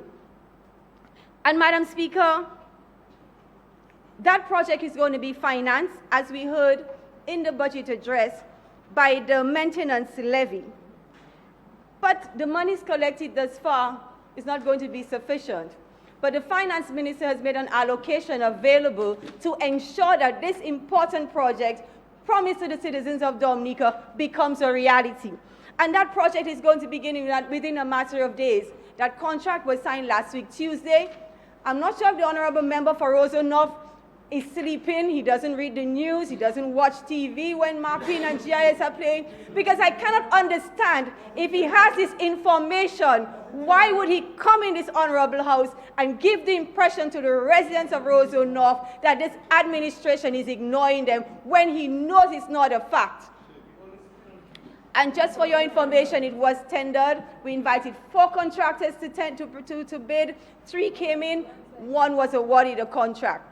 Even if I shouldn't be answering you directly. But I'm giving you the answer that you wanted. Any more questions, Honorable?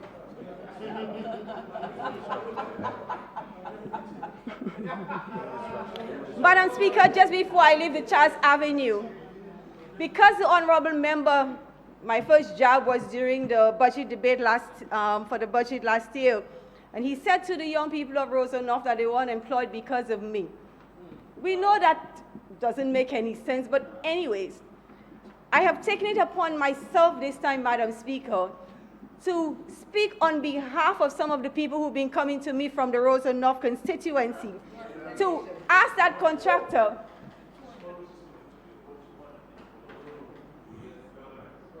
you heard, Honorable Member, the meeting today for small business. You hear how many people from the Roseau North were there? What does that say to you?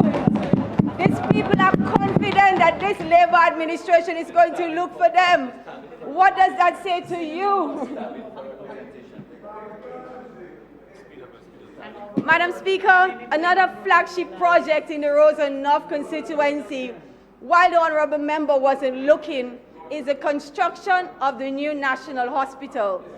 That will cost in excess of 100 million EC dollars. But Madam Speaker, what was interesting for me, last week, a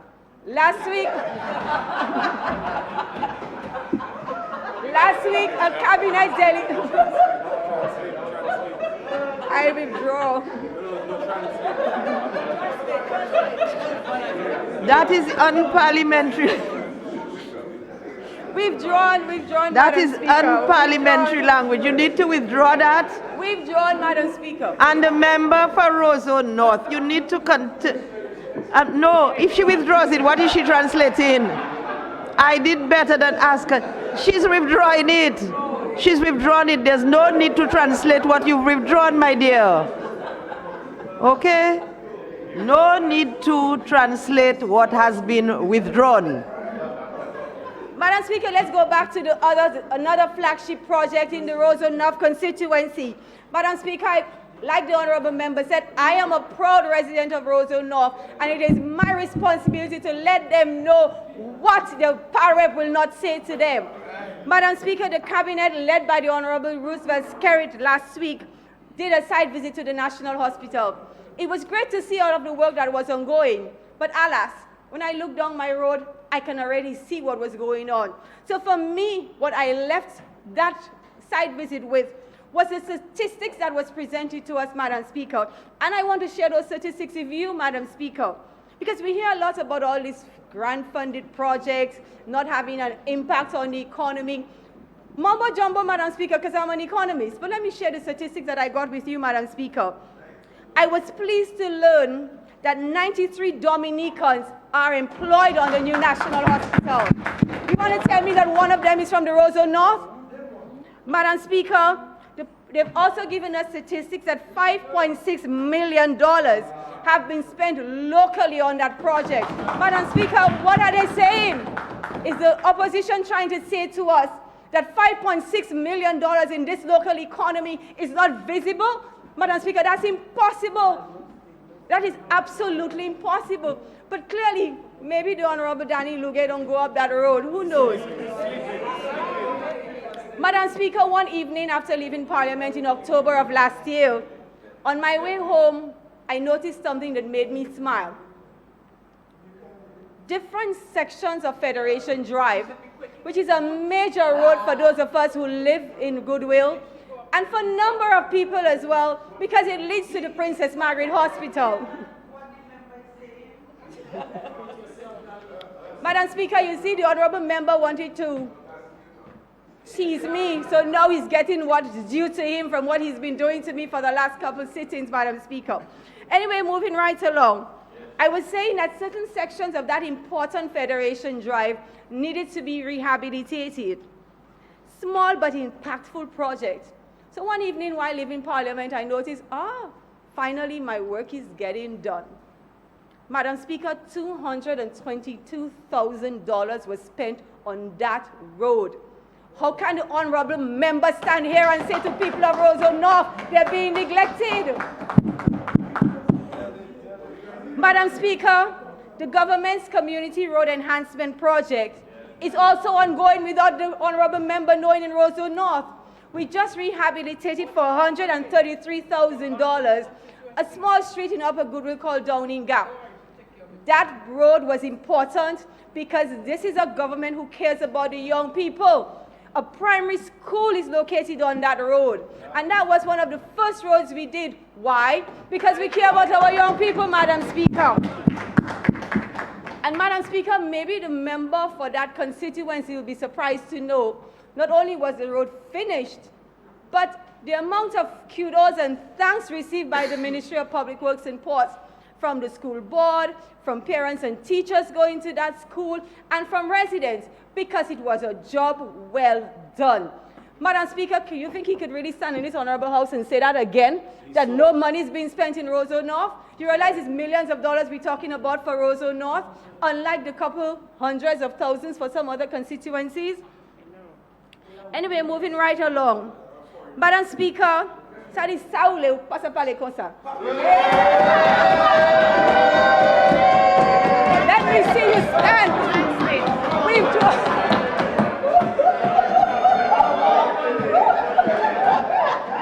Withdrawn, Madam Speaker, withdrawn. Withdrawn.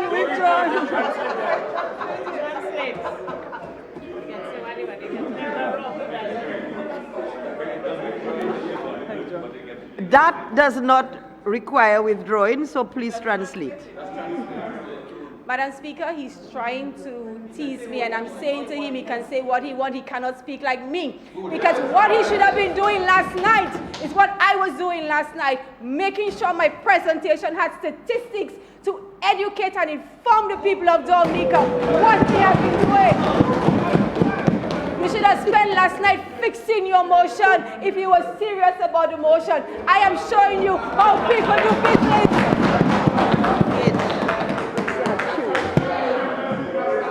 Madam Speaker, moving right along, I'll not allow myself to be distracted by the honourable member. Madam Speaker, going back to the town hall in the Roseau North constituency. I need some more minutes. Madam Speaker, Madam Speaker, I move that the Honourable Minister be given an additional 10 minutes to complete a presentation on the supplementary appropriation. Have a second? Second, Madam Speaker. Thank you. Seconded, Madam Speaker. Madam Speaker.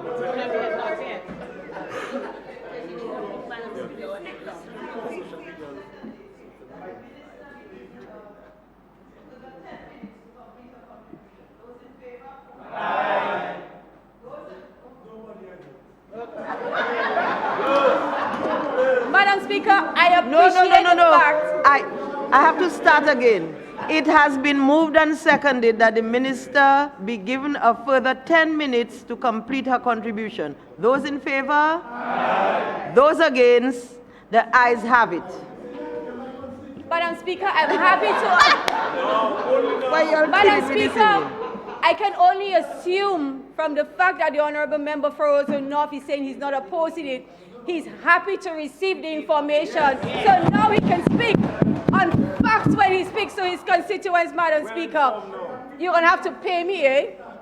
Anyway, Madam Speaker, moving right along. At the end of our meeting in Roseau North, where if you saw people, Madam Speaker, when they told me we were going to a big hall and we had over 250 chairs, I thought we were going to get so many people. Madam Speaker, I didn't have a place to stand up, I didn't have a place to sit down.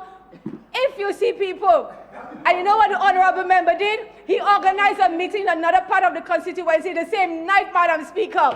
But I know nobody was there. Everybody came to the Dominica Labour Party Town Hall, Madam Speaker. And they knew why they were coming. They were coming to our town hall because they already recognized that this Labour government was interested in their well-being, and this Labour government was going to help them, Madam Speaker.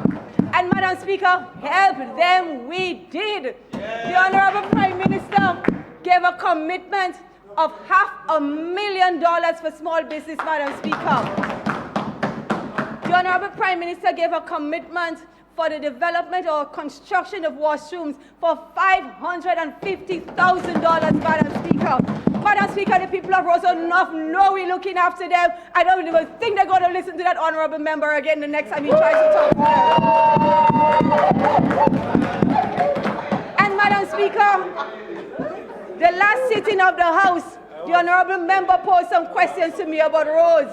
Madam Speaker, if you see roads that get approved at that meeting, roads all over the place in the Roseau North constituency, and the member don't even know. I lied. He pretended like he didn't know, because I'm sure he went on YouTube and listened to my presentation.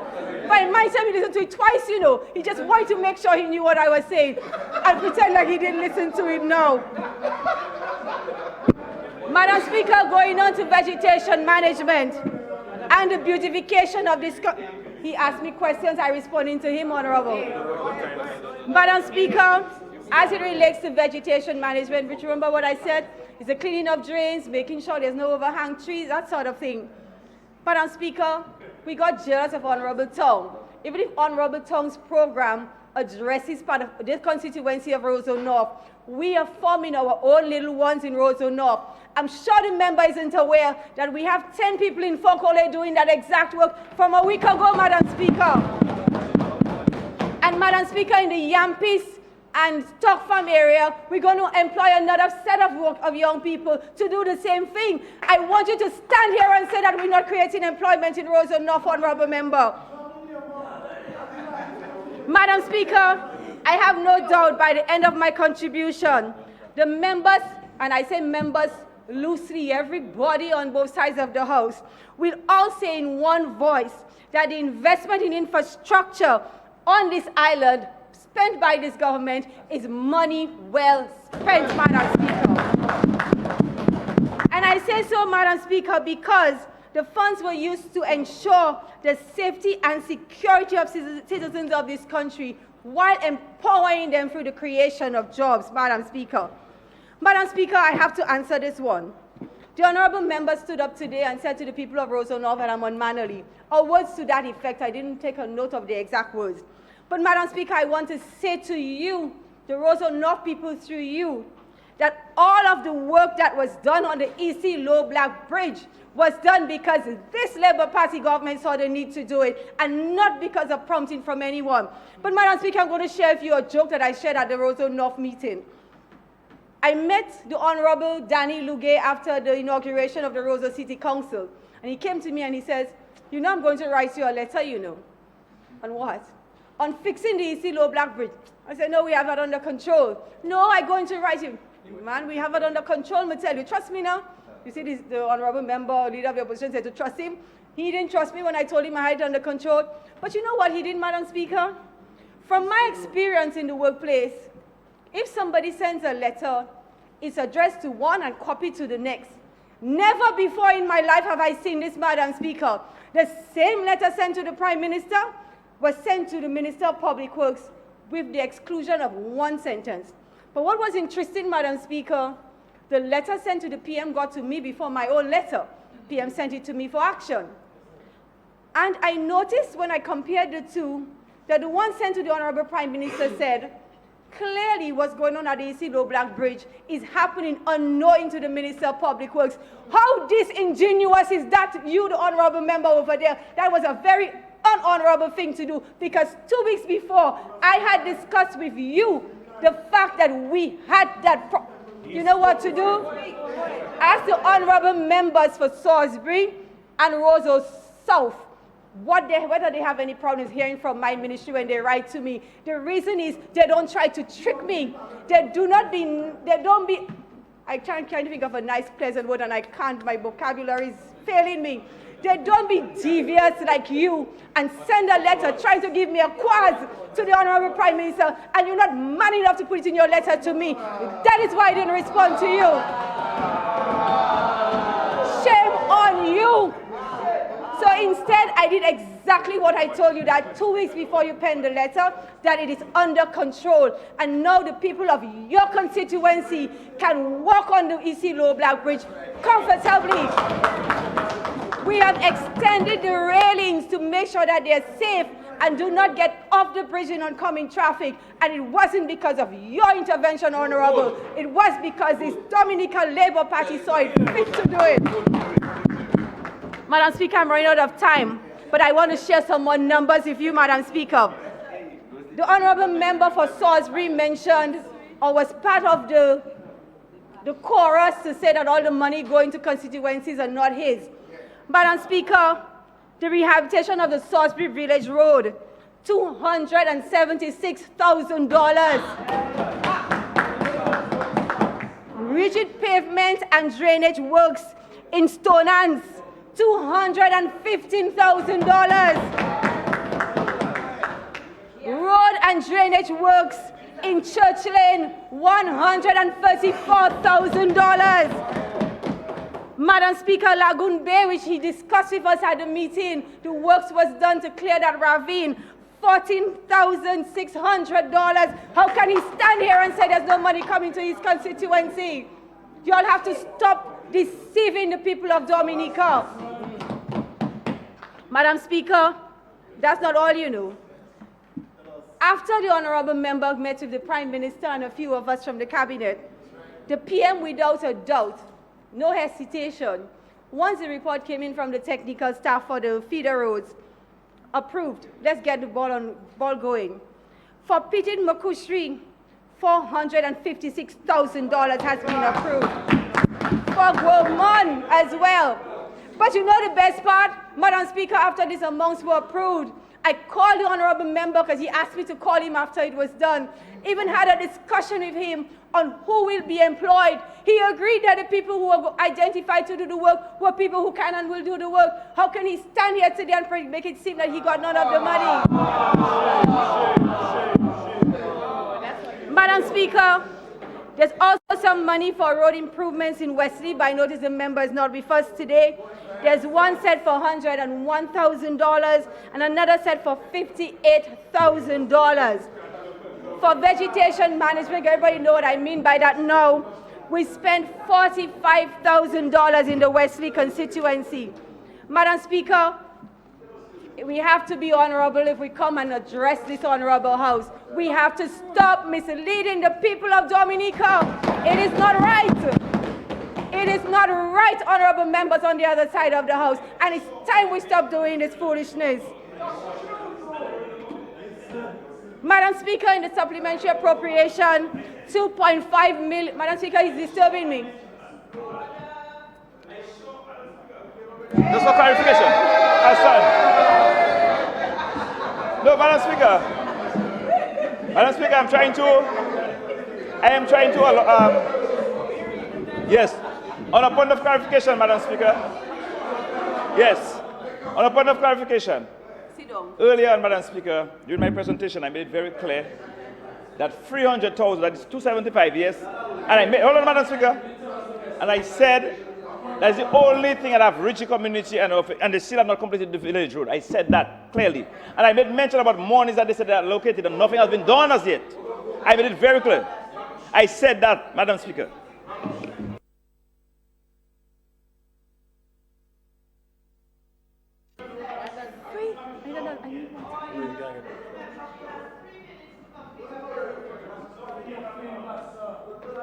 Madam Speaker,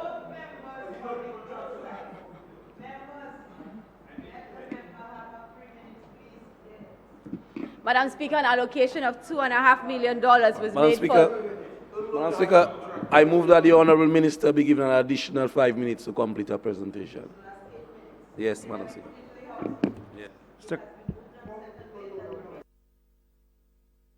Yeah. Madam Speaker. Good.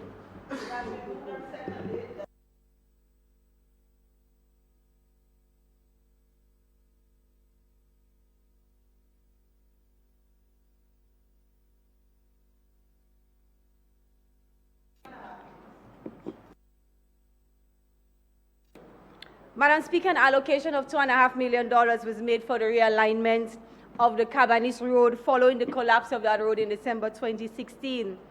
Madam Speaker, I know you're very familiar with this area, and you can attest to the fact of how quickly this hard-working government moved to rehabilitate and restore access on that road, Madam Speaker. Madam Speaker, could they be referring to money, that $2.5 million as money not spent, well spent? Madam Speaker, that's a joke. Sometimes I hear some things in this parliament that can only be described as laughable, Madam Speaker. Madam Speaker, I'm trying to move quickly. I want to take this opportunity to thank the people from the Roseau Valley for their understanding and patience with us as we moved as quickly as we possibly could to undertake works in that Cabanis area and restore access for them. Madam Speaker, in the previous sitting of this House, we promised the people of the Roseau Valley constituency that we were coming to them. Madam Speaker, I'm sure they have seen the work going on, and I say to them today, more is to come. Just stand by, Madam Speaker.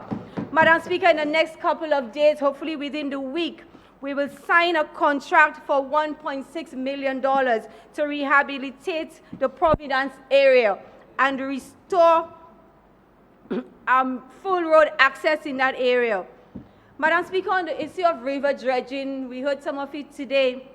This government is not asleep. In the supplementary appropriation that some people want to challenge, There's an additional $2.4 million that was spent on river dredging. And I don't even think I need to defend something like that. We've already established with the swelling of the rivers the devastation that has been caused by that. So, Madam Speaker, I think I can get a quick pass and move right along from this one, Madam Speaker. But before I do, just for the record, I want to say those critical rivers that were dredged, those will include the Melville Hall River, Collyho, Coolibishri, Macushri, Belfast, Checkhall, River Estate, Roseau, Bacatel, Pichelin, Geneva, Coptol, and Dublin, Madam Speaker. And I have to add here, Madam Speaker, that additional works are required on some of those very rivers. And work is ongoing to do an assessment, so more monies will have to be spent on the maintenance or on the dredging of these rivers, Madam Speaker. And why are we doing this, Madam Speaker? Everybody knows this government is about the people and ensuring the welfare and safety of the people of Dominica, and that remains, Madam Speaker. Madam Speaker, an allocation in the supplementary appropriation of $0.6 million is for a major undertaking in the Riviera-Syriac area. Consistent with our drive to rebuild our infrastructure better than we did before, a contract was signed at the start of this month to construct a retaining wall and culvert crossing in Riviera-Syriac in order to restore two-lane traffic. Your caring government ensured that the designs for that project were based on our Build Back Better principle, so that at the end of the project, it should be able to withstand weather events that we have experienced before. People of the Southeast, do not listen to people who want to create trouble.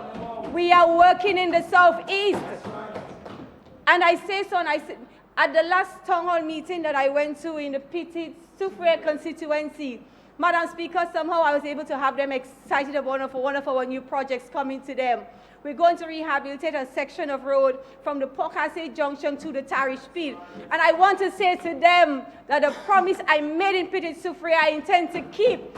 Madam Speaker, we have received the designs from the consultant, and I am hoping by Monday I can have a recommendation from the Chief Technical Officer giving direction to the government on those designs that have been completed, Madam Speaker. It is important for me to say this because too often we hear in this honorable house that the honorable members are not being honorable.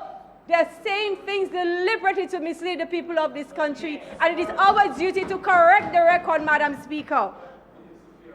Madam Speaker, I want to go back to Douglas Charles and the allocation of $14.8 million, Madam Speaker. You have 2 minutes to do that. Madam Speaker, in attempting to repair the damage to the airport apron caused by Tropical Storm Erika, it was discovered that conditions were much worse than we first assessed.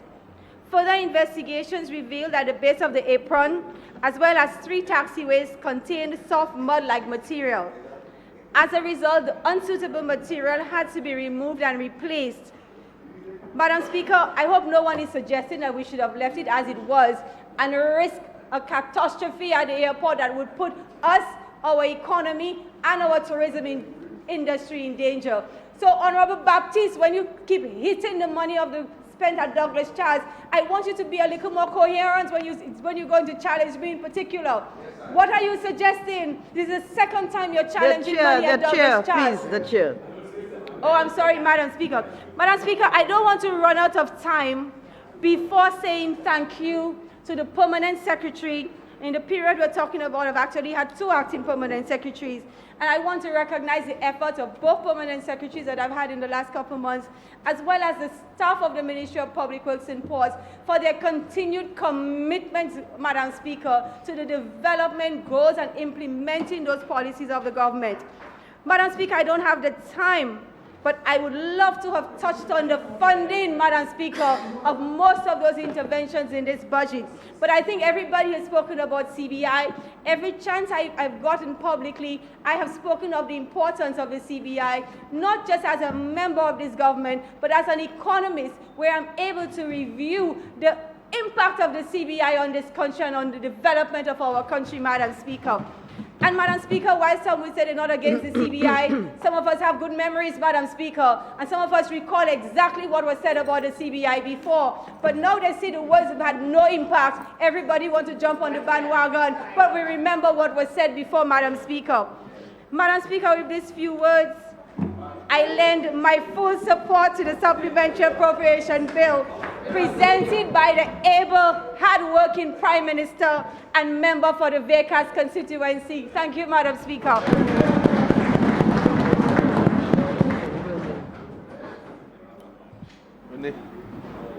When you leave the house, tells you to sit.